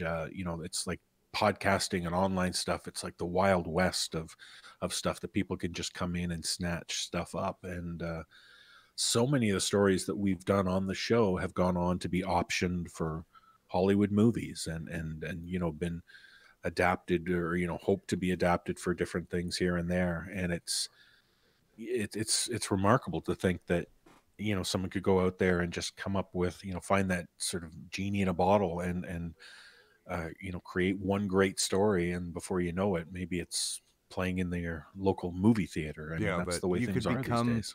the progenitor of not only something that's excellent, but something that can basically be viral, sweep the nation, sweep the whole planet. Um, Yeah, and it's true. what keeps you going? You've been running this for quite a while. You're coming, well, kind of coming up on a decade mark. But what gets you up every day to say, okay, time to create that content, time to entertain. Well, what's nice these days is that I've been able to sort of curate this great team that I work with, and I've mentioned a lot of them already. But so we have a great sort of editorial team who will grab the stories and put them together. We've got a great admin team who will, get the stories cast and assigned to different people. We've got our great producers and stuff. And so, in some ways, sounds funny to sort of say out loud, but I guess an entire episode could come together with very little input from me and very little manipulation from me. I still host the show and look after that stuff, but yeah, the show and the great team that we have are really responsible for sort of not running itself, but it's a great system that we have in place now. So for me, I mean, I'm still, of course, I love being able to voice act. I do love hosting the show. So in terms of strictly the No Sleep podcast, there's always going to be that outlet which excites me and gets me going.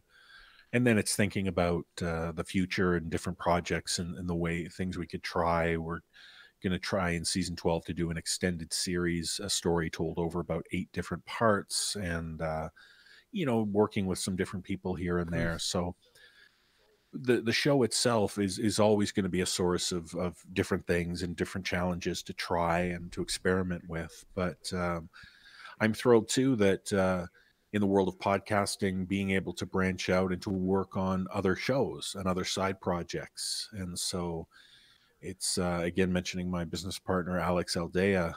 We've been able to collaborate on projects like Darkest Night and Deadly Manners, and we've got some other shows that are going to be coming out soon. I'm helping out a little bit with a new project that'll be coming out in the new year called Calling Darkness, which is a great sort of horror comedy podcast created by some amazing women who have banded together to create a project like this. And so it's kind of like the world of podcasting has so many opportunities, and it's exciting to be able to kind of play a part in sort of creating certain series, helping certain series, performing in certain series. So there's all these different levels that I can interact with these shows on, and that's really exciting because it allows me to flex different muscles in different areas. I do have to ask this because I know there are several creepypasta channels out there that have a boatload of hits on YouTube. And the only umbrage that I take with them is that they will fish through Reddit and they will take stories without giving any authorship credit. Can you talk a little bit about, how No Sleep Podcast stays above board with that? Yeah, from the very start, certainly in season 3, when we went to the paid format, one of the things that I had to kind of work out in my own head was, how could I ask people to pay to listen to our audio adaptations if I wasn't going to make sure the writers were compensated? So it's always been one of my main goals in all of this when it comes to the finances of things, is to see everybody who contributes gets paid. And so part of that is, and I guess above and beyond the money, is we always contact the authors and we ask for their permission. We say, in the early days when we weren't as well known, I had to kind of point people to what we did, and here's our show, and take a listen, and if you think we're good enough, we'll do your story. And then it worked out that way. Nowadays, like I say, a lot of people are submitting stories to us directly, or at least have heard about us. So, but yeah, it's absolutely crucial to us, and it's been vital since day one to get permission. And I won't deny that there were times in the early days when we were just doing a free show where I would contact an author, say, "Could we do your story?" And you start on Reddit, especially, you can start to see that, okay, whoever posted this, that maybe they used an alias account, or they've never posted again since they did that story. So they've either forgotten about it, or they're not checking that account. And so, yeah, there were some times, like I say, very early on, where we would do a story after asking permission 3 or 4 times and not getting it, we would kind of say, okay, well, we'll take a risk and we'll do it. And if they contact us afterwards, then we'll certainly, deal with that. But for the most part, I mean, as I say, other than some few exceptions very early on, yeah, we always get the author's permission, and we work with them, we collaborate with them, and we certainly make sure that they're compensated. Well, I tell you, I'm just thrilled with the production value that you guys have. Um, uh, the website that I was hooked up with previously did an excellent job doing basically doing justice to my stories, but the irony is that those people who did justice to my stories, you now have in your stable, and I think that Yeah. that speaks volumes about what you do. That you're basically if I can say it correctly, a talent magnet. That you're pulling all these people in, and it's not for a paycheck, so to speak. It's more to that, well, hey, this is where it's at. These are the guys that are creating the stuff that I want to be a part of. And yes, I think that definitively speaks volumes for what you're doing. Thank you for that. I appreciate hearing that, and I guess it sounds funny to say I agree with you, but yeah, I mean, I think that if there's any skill that I've brought to the entirety of the No Sleep podcast, I don't think it's my voice acting. I don't think it's my hosting or my bad jokes. I think it's this weird sort of innate ability to, as you alluded to, that I've been able to curate this sort of talent that people, maybe they are drawn to the show and they perceive this level of quality and passion and care that we put into it, and then to be able to kind of pick the right people and to get together to who can collaborate and create something that's sort of better than the sum of the parts, as it were. And it's one of the things that I think about, because we've done a couple of live tours over the last 2 years where a small group of us have gone out, and one of the things that I'm always amazed about is that this group of people, strangers, from we've got some people from England, myself from Canada, other Americans, all these disparate people come together and get in a van and travel around the country for 4 weeks, and we get along so well.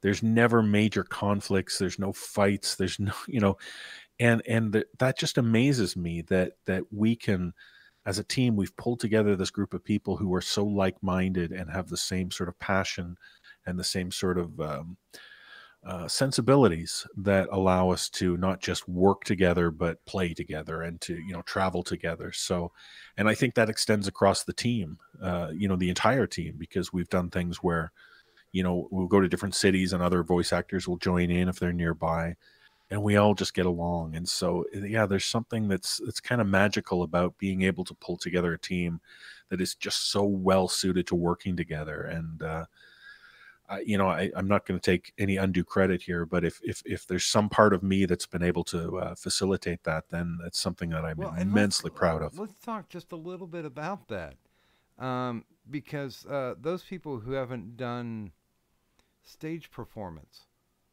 what is the buzz like for you to perform in front of people with material that is essentially yours?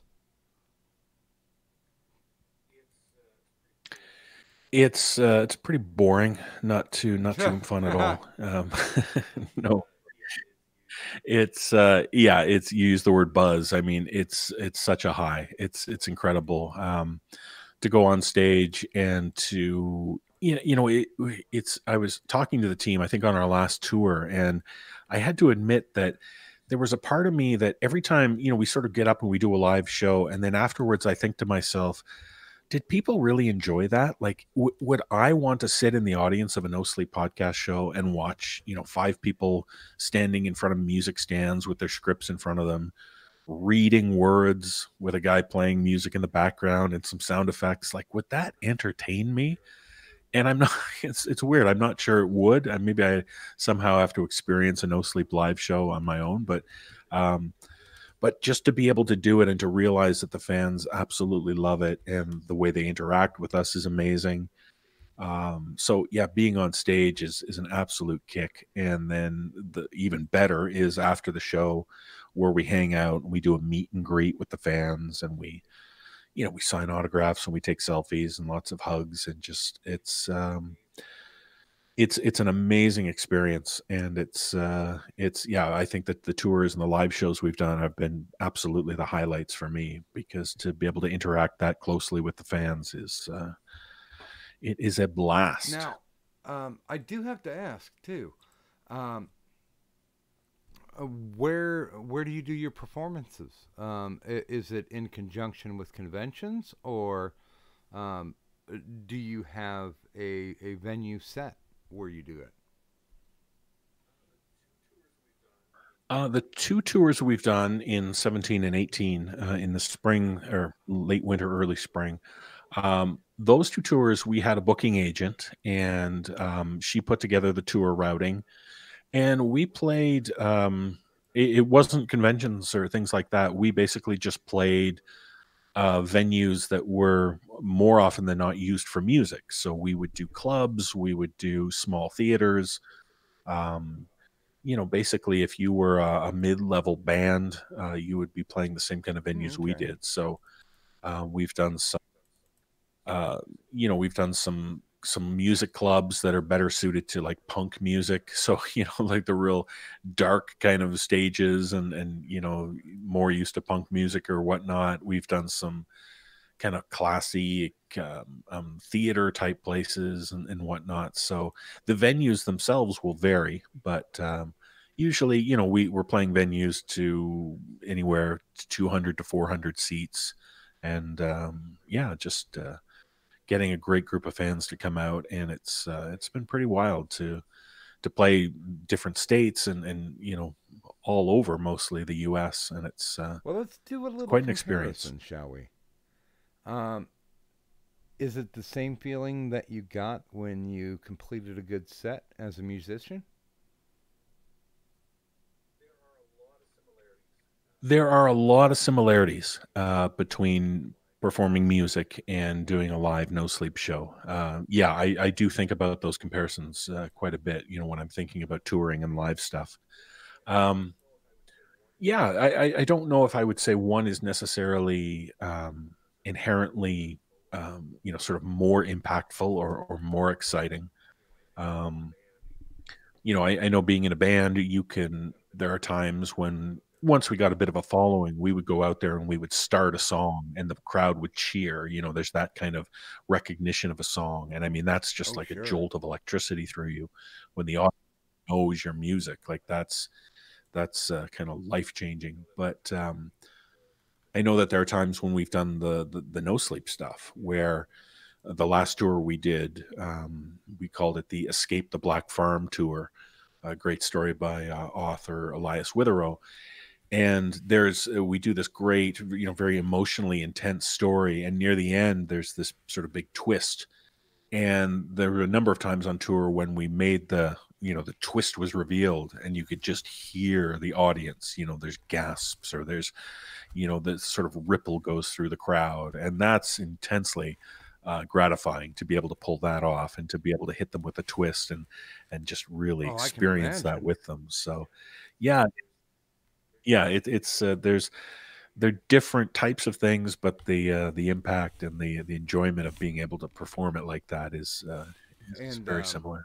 uh, I hope you don't mind, but I went ahead and emailed you a couple stories. I I Okay, sure, apologize, yeah, but I was absolutely. taking advantage of the situation. So, um, but and really, I don't have any kids, so my stories are my babies, and I feel incredibly Mm, confident and very trustworthy in the fact that if you guys do decide to do any of these, that I know they're in good hands. And I think that's one of the things that I can't stress enough is that when I listen to the material that you put out, I can hear the care. I can hear the passion. I can hear the commitment to it. And one of the big things that people ride me every single time for all the episodes. We're closing out the first season of this for Doctor on Call, but every single interview that I have, I always mention my little catchphrase, which is you have to flex your pec, which is you have to have passion for what you do. You have to make the effort to do it, and you have to be committed to see it to the end. And I've never seen any of your stories that felt like they were, what's the phrase I can use? Phoned in. It always seems like you guys take Right. time, you care about what you do, and you really want to make the best product that you can make. And there are several creepypasta channels out there that are just like, oh, well, what kind of content can I throw my audience this week? And I never get that feeling when I listen to No Sleep. Right. And that's very much our approach. And you know, we do, I mean, every season, you know, we're adapting, you know, 125, 135 stories. And all the stories, I mean, I don't know, over 1,000 stories that we've adapted in our time. Um, I've never had an author contact me and say, you guys blew it, or, you know, that I was really unhappy with it. Now, you know, that's not to say that I hear from every author. So maybe, you know, maybe there are times when some authors have gone away being a little upset. I just don't know. But the number of times where we've had authors say, wow, you guys took my story and made it something special. And you guys, you know, I loved what you did. And I love the way you guys, you know, craft your audio adaptations. So that, I mean, that speaks volumes. And I appreciate you saying that, because yeah, we work so hard at this and we have such a passion for it. And, you know, there are times I mentioned earlier, you know, of course we have Oh, critics, sure. everybody does. And one of the things that, you know, most of it, after 7.5 years, I've got a thick skin. Most criticism doesn't bother me, but there are times when I've heard people say, oh, No Sleep Podcast is getting lazy. Oh, they're just so lazy. And that just, it burns me up, because I know the passion and the time and the effort that we put into this. You know, we succeed sometimes, we fail sometimes, but we never ever lack the passion or the energy or the effort to make these things the best that they can be. And so that's why I bristle when I hear people throw a word around the word lazy, because that's the Yeah. antithesis of what we're all about. We put in so Yeah, much passion into what and we it's do. so funny because there's a lot of people out there, and there's names that I could name that put out weekly content with creepypastas and such, and legitimately you can see them just going through the motions, and it's just to appease the audience that they have. Make sure that they get the clicks, make sure they get the subs, and I think, and this is something that doesn't affect you, and I certainly respect that. That now with the adpocalypse, people are getting a little more picky and choosy about what they present to the audience, or what the audience chooses to accept. And I don't think that the quality has diminished when it comes to No Sleep Podcast. I mean, you do have, I would say, hundreds of people probably monthly submitting to you, hoping that they can get on. I know, I as a writer, I know that being able to be translated into audio quality is amazing, and to be translated into an audio adaptation by, I will say the word prestigious, a prestigious, I won't say company, but a prestigious creative team like the No Sleep podcast. That's something that I think, honestly, if you hook into a young writer and you like what they do and you give them a chance, that legitimately will inspire them to go further, because of the fact that, unlike these other creepypasta guys out here, you're putting out quality content, so they're respecting the fact that you're elevating them. Now, I don't know if that was rambling, but I hope that made sense. Oh, it did. It absolutely made sense. And yeah, it's one of these things where, again, I never like to take credit where it's not due, but what you just said reminded me of this incredible writer who goes by the pen Oh name yeah, C.K. I know Walker, CK stuff. who's done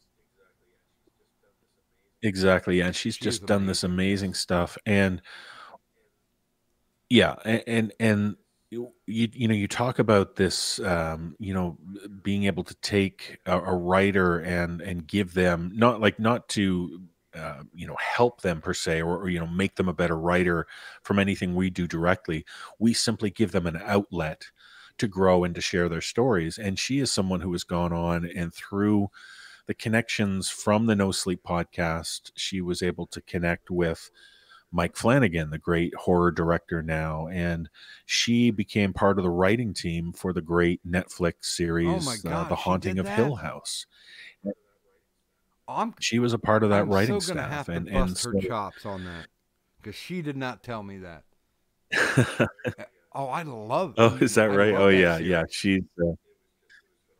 Yes. It was phenomenal. Yeah, and so to think about that, and again, I feel like I'm sort of making myself part of the story where it's not necessary to do so, but there is a part of me that thinks, you know, if I didn't start the podcast, her stories wouldn't have been on the podcast. Mike Flanagan, who is a big fan of the podcast, wouldn't have heard her stories.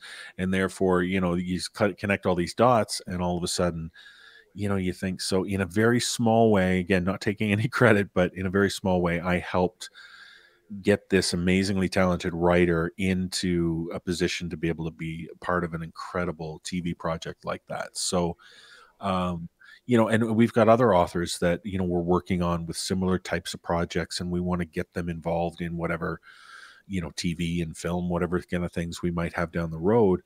And that, I mean, that you talk about what gets me excited about the show, and all this stuff. It's stuff like that, to be able to take a writer and not just to adapt them for audio, but to adapt them for the screen. And that was Well, just an and amazing thing to be can a I part say of. this, audience, just don't listen to this. Um, the the um, the people that I've been involved with recently and over the past couple of years seem to diminish the role of the writer, and I find that if you've got a bad story, then it's going to end up to be a bad production. And I think you guys have done quite a Hmm. bit to be able to pick and choose, because and I will say this, I'm a writer IRL, and if somebody rejects your story, that just means you have to work a little harder. It's not that you completely suck, but you really have to knuckle down, because writing is a craft. It's not something that comes to you naturally and you're automatically Stephen King or Clive Barker. It's something that you really have to work at. And legitimately, there's only 7 conflicts that exist in writing. So you have to find a way to find your voice, to be unique, to be creative. And I think that's one of the things that, and I'll be honest with you. The people that I invite on my stream are people that I respect, people that I want to shill, people that I think more people need to listen to. I don't care if you have 100,000 subscribers Or like last week, we had Random Encounters on. They have over 2 million subs.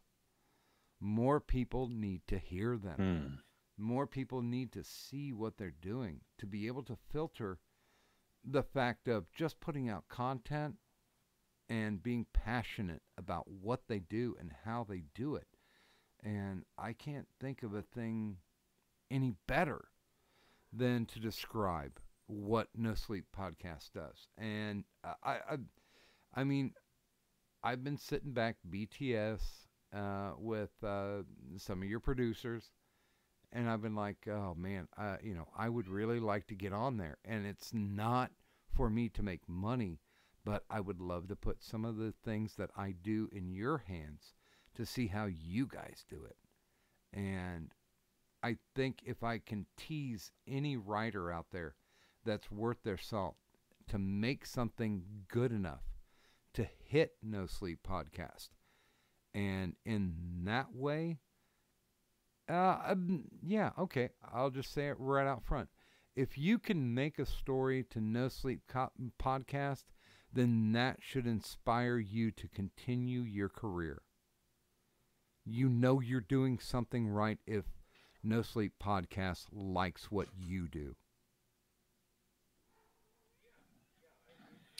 Yeah, I would concur with that, and I think that the one of the things too, when you talk about writers thinking about how they're crafting their stories, one of the things that's been cool with what we're doing, in the last year or so, especially with the submissions stream, is that we're getting writers to think in terms of audio adaptation. And so we're trying to get writers to think in terms of things like audio cues.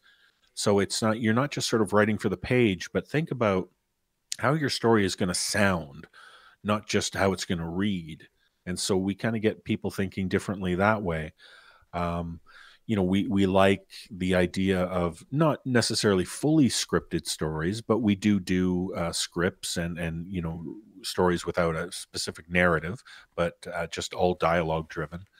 And so there are things like that where writers can kind of flex their muscles. And it's been great to work with some of these writers who we've been able to sort of, I guess you could say, train up in the idea of audio writing, and to see how they've developed and to see how they've created these stories that just flow into audio so well, because they're giving us these great audio cues, and they're writing from the perspective of how the story is going to sound. And that's just, maybe it's a bit of an exercise for writers, but that will allow their writing to translate to audio even more effectively. Honestly, I would take a ton of pride if I was found worthy enough to actually be adapted by No Sleep.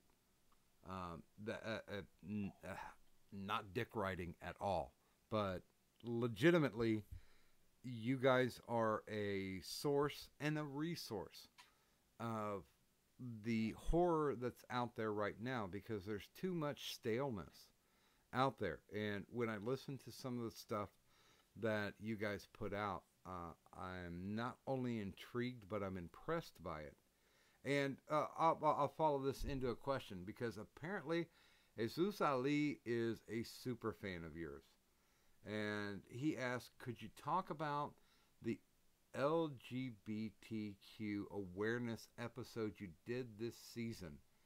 He says it's very brave to take that stand. And he told listeners who didn't like it to take a hike. Oh, yes. Oh, thank you for that.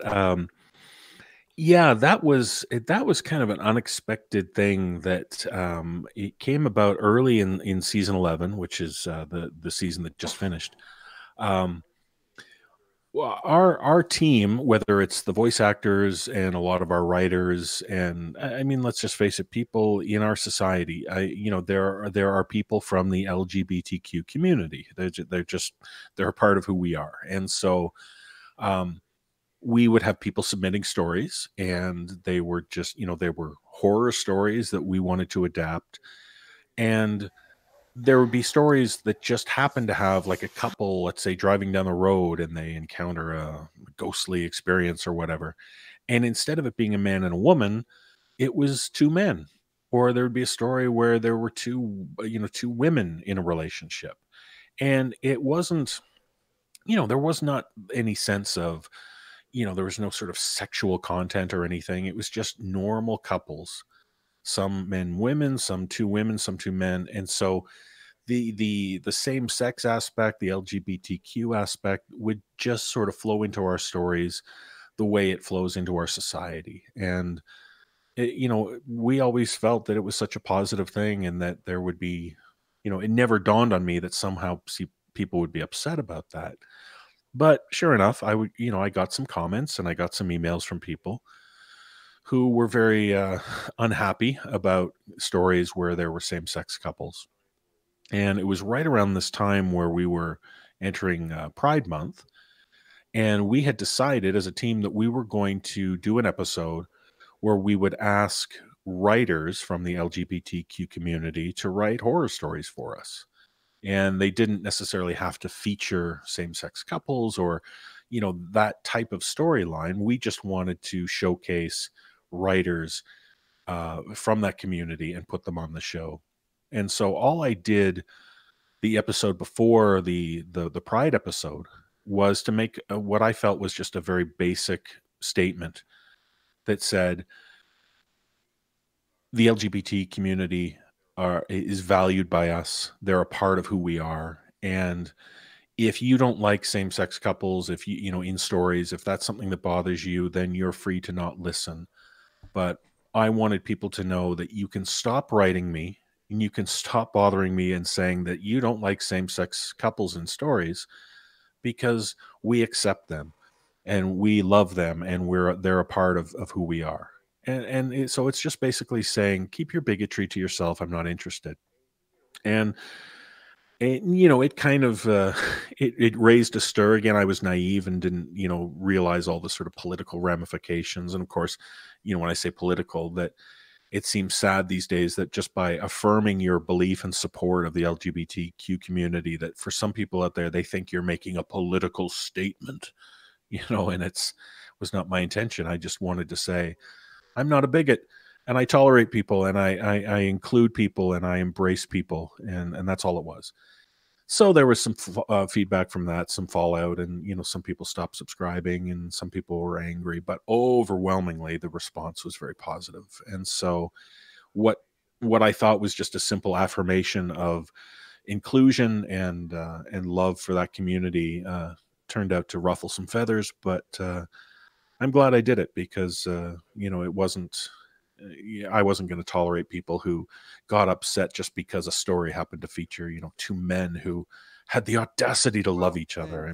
Come on. I'll point out, one of the most respected horror writers right now is Clive Barker.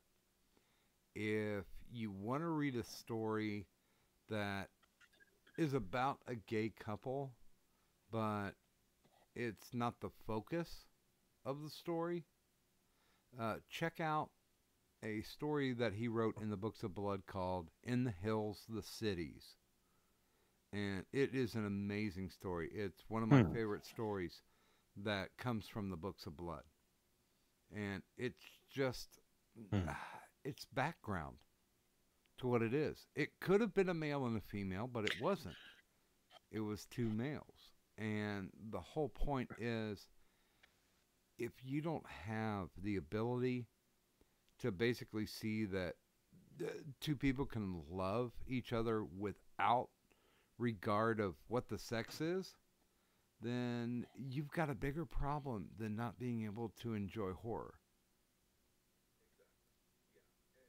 Exactly. Yeah. And that's, to me, if we're doing a story, and like you say, any story that we've done with like a same-sex couple, it's just background. It's just these two people happen to be that way. But, if you think about stories where you have a couple who move into a home, maybe they've got a couple of young kids and the house is haunted and they're going through the torment and the ordeal. What's going on?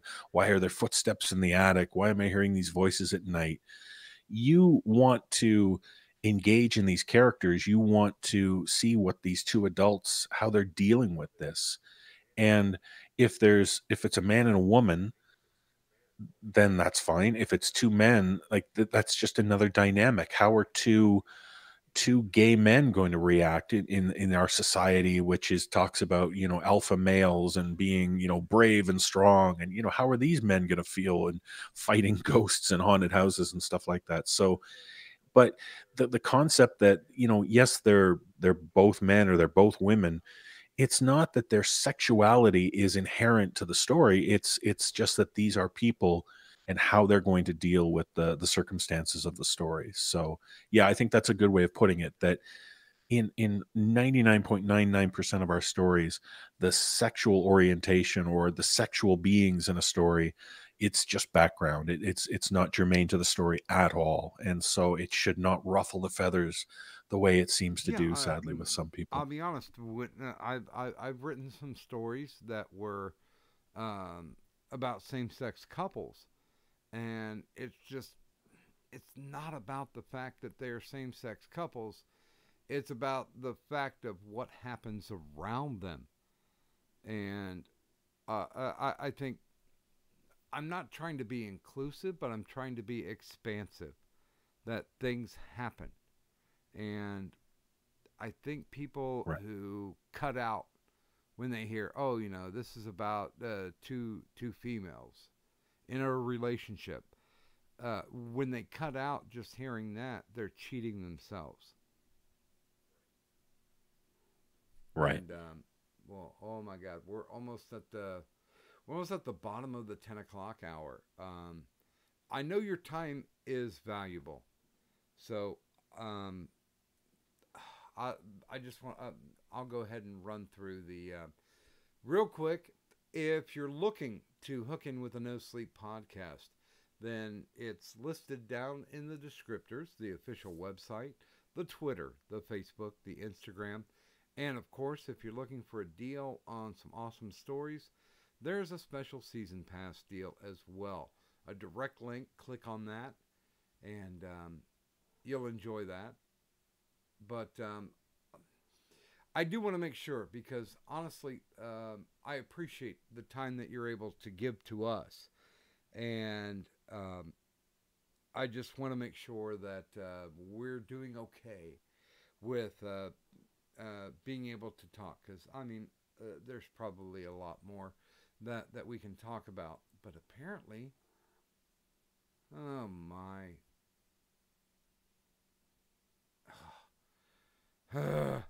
YouTube is dragging it out again. We went into okay, stream's back. The stream dropped, but uh, if you would to go ahead and just uh, just address um, your thoughts on, as far as, if anybody is going to approach you, regardless if it's a writer or an actor, what would you like to see?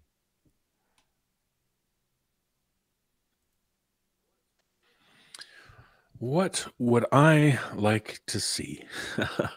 I the thing that goes through my mind these days when somebody approaches the show is um, essentially that they come with a certain amount of experience and maybe expertise isn't the right word, but um, you know keep in mind, or I would tell these people to keep in mind that I started this 7.5 years ago. I was very sort of green when I started. I used cheap equipment. I didn't know a lot of what I was doing, but I slowly invested in what I was doing and I got a little bit better and a little bit better. And now I'm, confident in what I can do because I know I've progressed over 7.5 years. I've just inherently and naturally gotten better at all aspects of what I do through sheer repetition and dedication to the craft of whether it's voice acting or production or all of it. So I'm at the stage now where I want to work with like-minded people, and I want to work with people who have the same amount of dedication and commitment and growth in their craft and in their talent. And so, um, I guess I think more in terms of voice actors. That's why I said earlier that we're just not in a position where we're going to necessarily collaborate with people who are new at it, because none of us are new at it. We've been doing it for years. And if I was an athlete, if I was playing baseball, I wouldn't want to play with little leaguers. I'd want to play with people of my same talent range. And so, yeah, I'm looking for people who have got the dedication to have raised their creativity and their talent to a certain level. And with writers, I suppose in a similar way. That's not to say that there can't be someone who's only been writing for a couple of years, that they can't craft a good story.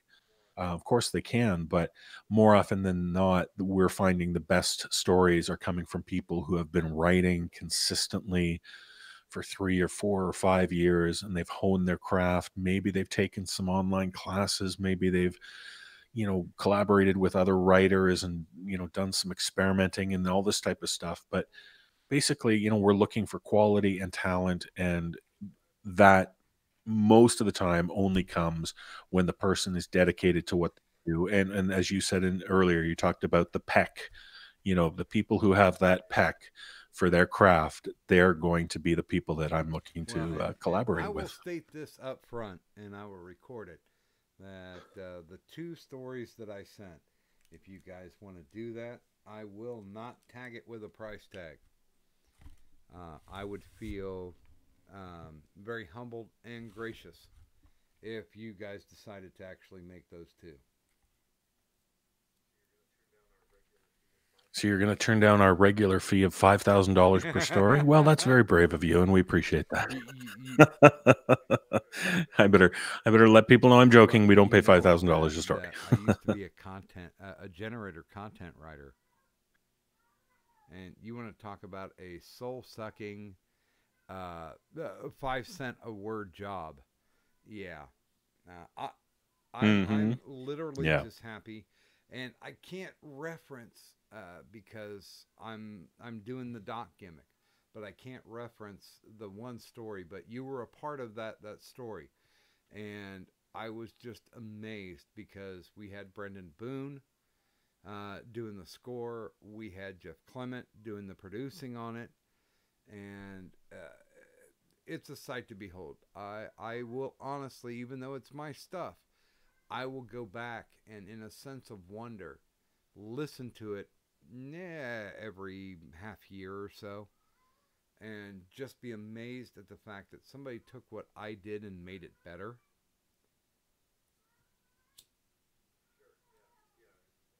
Sure. Yeah. Yeah. And I know the story you're talking about. Yeah. And it's, yeah, it is cool to look back on some of those productions and hear it. And I'm glad you liked the way it turned out, and that you, as you say, you found that it sort of enhanced Every what you wrote. single That's very cool. actor who was in it made it better. Um, even though, and I gave Otis shit for it, but I was like, did you not understand the character? But yeah, it's just it's amazing how somebody can take and put together a cacophony of voices and make something um, intelligible out of it. And that's one of the things that I respect, because in my head when I'm writing, I can see it all, but there's no way that I can tell somebody when I turn it over to them how it should go. And uh, I've had 3 or 4 stories that have just been amazing, that have been audio adapted, and I'm a complete fan of the genre. That's why I want to support anybody who's out there doing the same thing, because that only leads to better things. And regardless if there's a movie or a TV deal with it, I think the people who actually have the ability to sit and listen to a story, that once again they become a creative part of it, because you don't want to explain everything. You don't want to spoon feed your audience. You want them to take their imagination and flesh it out. And I've seen a lot of feedback that was I have to say it was on the YouTubes, but I've seen a lot of positive feedback to where people hooked in to what No Sleep was doing and respected what they were doing, and it made it a greater experience. And I think that's something magical. Yeah, and it's something that I talk about quite often is exactly what you just said, how audio allows people to use their imagination and to bring their, their storytelling, internally in their own head into the story. And I've said that for since the start, that our audience, is almost required to sort of meet us halfway. We're going to tell you a scary story, but you've got to invest in it, and you've got to picture what's going on in the story, and you've got to allow yourself to be immersed in the story. And that's when it's very likely that you're going to get those chills and thrills down your spine, because you're participating in the story. If you sit back and passively just absorb the story, you're not going to get as much out of it. So, yeah, I'm right on the same page with you that it's the audio aspect allows people to be participants in the story, and that's going to be And way more honestly, effective. I thought that was going to become a lost art because reading a book, it's very much an internal thing. But when you've got somebody presenting a story to you, audio wise, I think, and this may just be my crazy opinion, but I think it allows the listener to invest more than if they were just reading a story or if they were sitting in a theater watching a movie. Because a movie demands certain things, it tells you what you need to see, what you need to hear, what you need to react to. Whereas the audio format has a certain flexibility that gives the audience the ability to, fall into the world to absorb themselves. Yeah.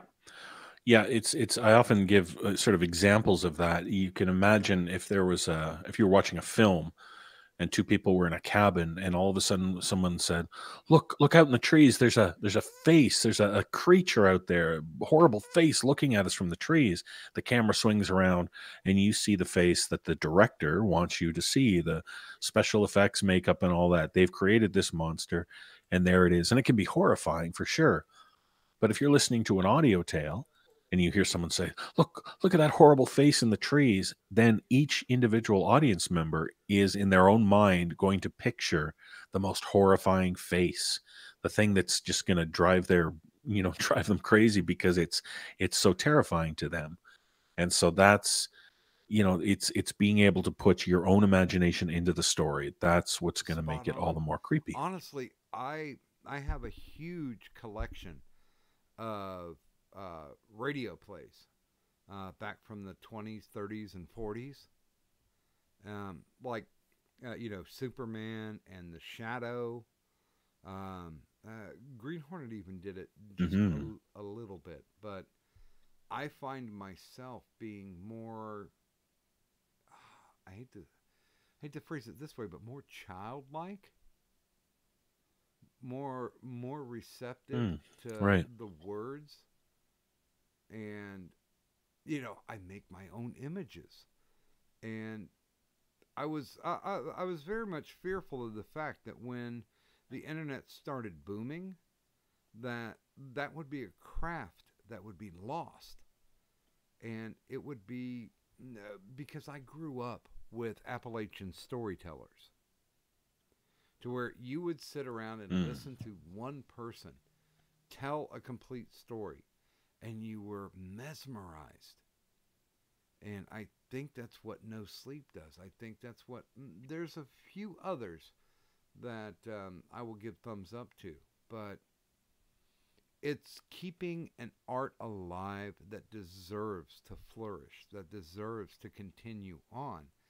And being a boomer, I have to say this, with the MTV fascination, with people needing, quick cuts and, 30-second bites, that I had a fear Mhm. that that would be lost, that nobody would want to invest in it. But there are people out there, not just of my boomer age, but people in their, 30s and in their 20s and maybe even in their teens that are just like, yes, this is the form of entertainment that calls to me. This is the form of entertainment that legitimately entertains me. And I had all the paranoia in the world thinking that this is something that's going to go away. Like, there's only one samurai sword maker left in the whole world, and he's in his 90s. And if he Mm. doesn't find somebody to train, then the art of making an actual sword is gone. But uh, I would Right. say No Sleep Podcast is one of those few examples that says, yes, this is an art. This is how we do it. This is how we continue it on for the next generation. Right. And the other exciting thing is that there are more and more people being able to express themselves through the podcasting medium and creating their own audio dramas. Whereas we're an anthology and we work with writers who craft individual stories, there are people out there who are creating audio dramas that have overarching storylines and that will run, 10 episodes or 20 episodes, and will paint a picture within a specific universe and with the same cast of people. And I mean, I get really excited about that too, even though it's a different type of show. But those types of audio dramas are becoming very, very popular. And you talk about seeing things like that adapted for TV. That's becoming more and more prevalent. So, yeah, it's great to be a part of that storytelling tradition, whether it's individual stories or through series. It's ripe and it's growing, and more and more really talented people are contributing to that. So, yeah, unfortunately, we have more than one samurai sword maker in the audio drama world, and so I think it's gonna be very healthy for many And years to that's come. one question that I was going to ask, because I personally feel that there's still quite a bit of viability to the audio drama. Um, how how do you justify? How do you bring in people that uh, and I don't say this in a bad way, but through ignorance, have no idea about the medium?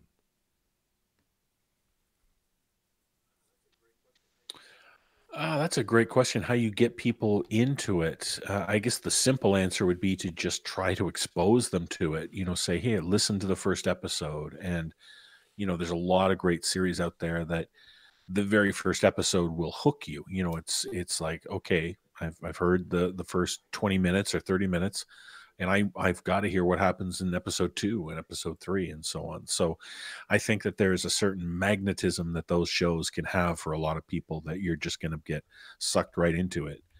Um, but I mean, other than just experiencing them, I'm not sure if there's a way that you can sort of help overcome a bias or change someone's mind. Um, yeah, it's hard to say because we live in a video or a visual world, obviously, and I think it's just you just have to get people to sample what audio entertainment can be, and the people who are kind of in tune with that will find it very quickly and will sort Yeah, of get and attached to people it very who quickly. don't believe that, check out C.K. Walker's Baraska. Right. That is a Yes. brilliant piece of writing, or anything by Matt Dymersky. Um, I love his stuff as well, and it's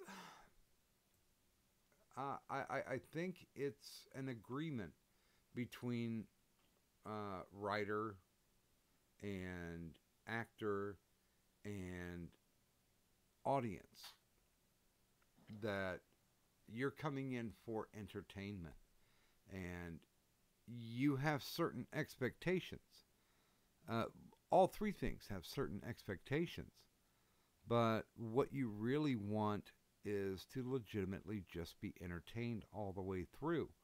And I really think that audio plays, radio dramas, whatever you want to call them, excel in that point because movies may move you, but they don't necessarily want you to interact with them. They don't want you to use your imagination. And I think that's the brilliance of an audio drama.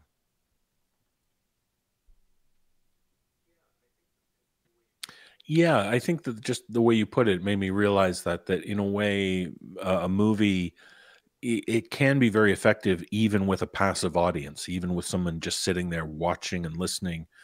They can be very moved and impacted by that.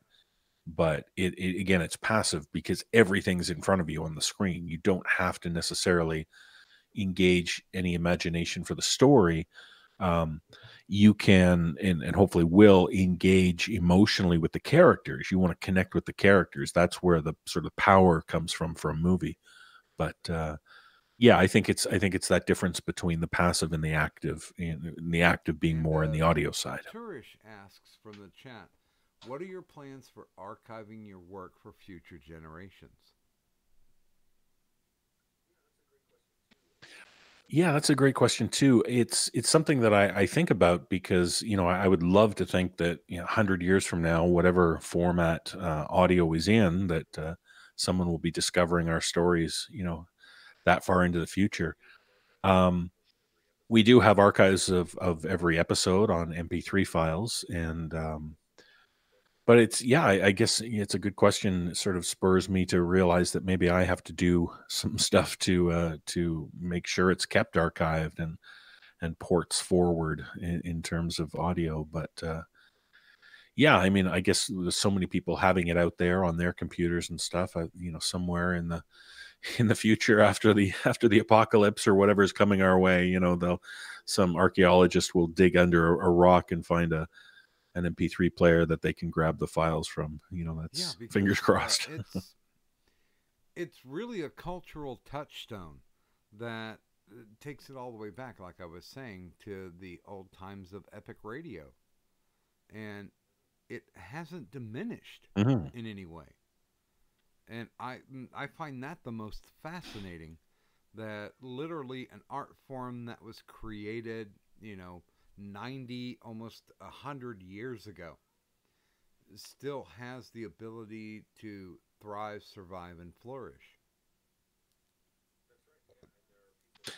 That's right. Yeah, and there are people, there are archives online of old radio shows, and people are finding them and falling in love with them. And like you say, these are stories that some of them were written and produced back in the 40s, the 30s and the 40s, and if they can still hold the power then, over that span, going from very antiquated technology to today, I mean, that's speaks volumes about the And power of if audio it's storytelling. quality storytelling, it endures.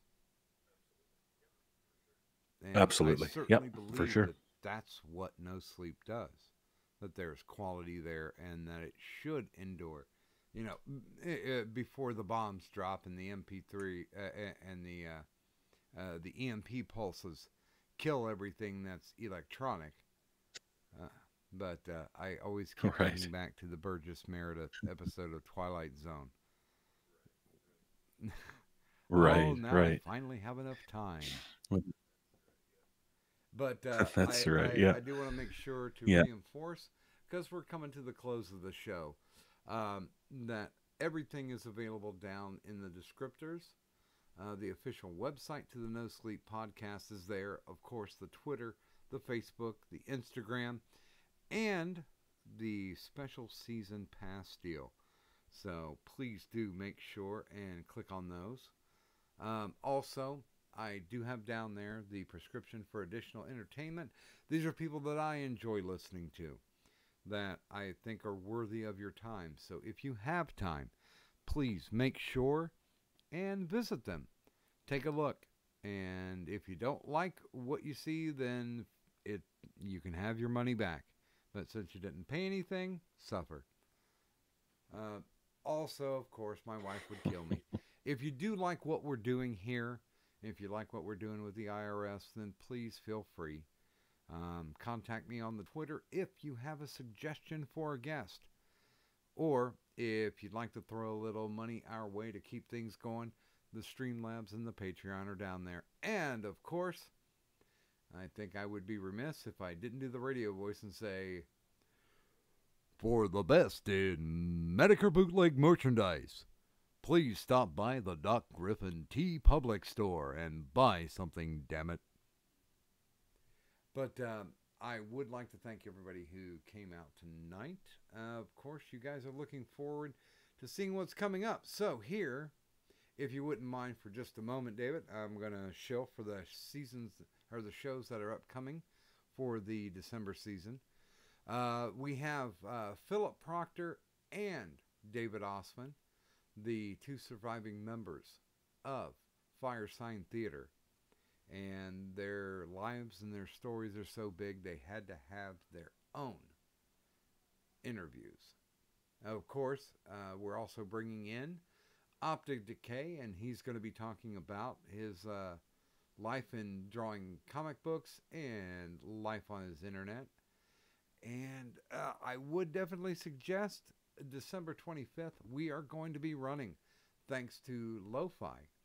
And I'll be honest with you, this is going to be coming from a place of total ignorance for me, because we're going to talk about transgenderism and what it means and how it applies. And hopefully she can smarten this dummy up, because I am certainly looking forward to it. And of course, we also have coming up later on at 2 a.m. Eastern Standard Time, the Insomnia Ramble stream with myself and Kadant. This is the crossroads of the YouTubes. So anybody and everybody can show up here. And I'll be honest with you, we've had over 50 different guests coming from all the different neighborhoods. And we just sit down and talk. There's no drama, just a discussion of things that may be current and maybe stupid and usually sexual. So we invite you to come out then. And once again, I would like to thank wholeheartedly Mr. David Cummings for stopping out tonight. Wow, we went through a lot of stuff, but you are certainly welcome to the stream, especially if you have something that you'd like to promote, or if there's a little more talking that needs to be done. I want to make sure and give you the last word here. Is there anything additional that you'd like to add? Any words of wisdom you'd like to share with the audience? Well, not just or only to say thank you to for having me on the stream, and it's been a great visit. Yeah, you're right. We've talked about a lot of stuff, and I appreciate being able to share a lot of it. And yeah, at the very start of the show, Nurse Wren mentioned about a walking asshole, so I'm glad I've been able to be Oh no, fill that role. That was a whole Warski joke. I No, but it's this has been great, and I really appreciate appreciate it, Doctor. you spending the time with us and letting us be able to show you on this side of the internet in the neighborhood, because I really think that the No Sleep podcast is I won't say criminally undersubbed, but I will say that it's very worthwhile of the donations and the bucks that are thrown that way to listen to the content. It's original, it's unique, and it's very much immersive. And that's the best word I can think of for No Sleep Podcast. It's definitely immersive. So hopefully people out there, please make the time, make the effort. listen to the No Sleep podcast. And as far as it goes, as I'm looking over the patient chart, I see no difficulties here. I do show healthy growth, and it is not cancerous in any way. And I encourage other people to develop it. So I would like to thank everyone for coming out tonight, not only Mr. David Cummings, but of course, all the fans that stopped out tonight to see them, and my audience who stopped out to hear him. And this is DocGriffon saying thank you very much, and the doctor's office is closed.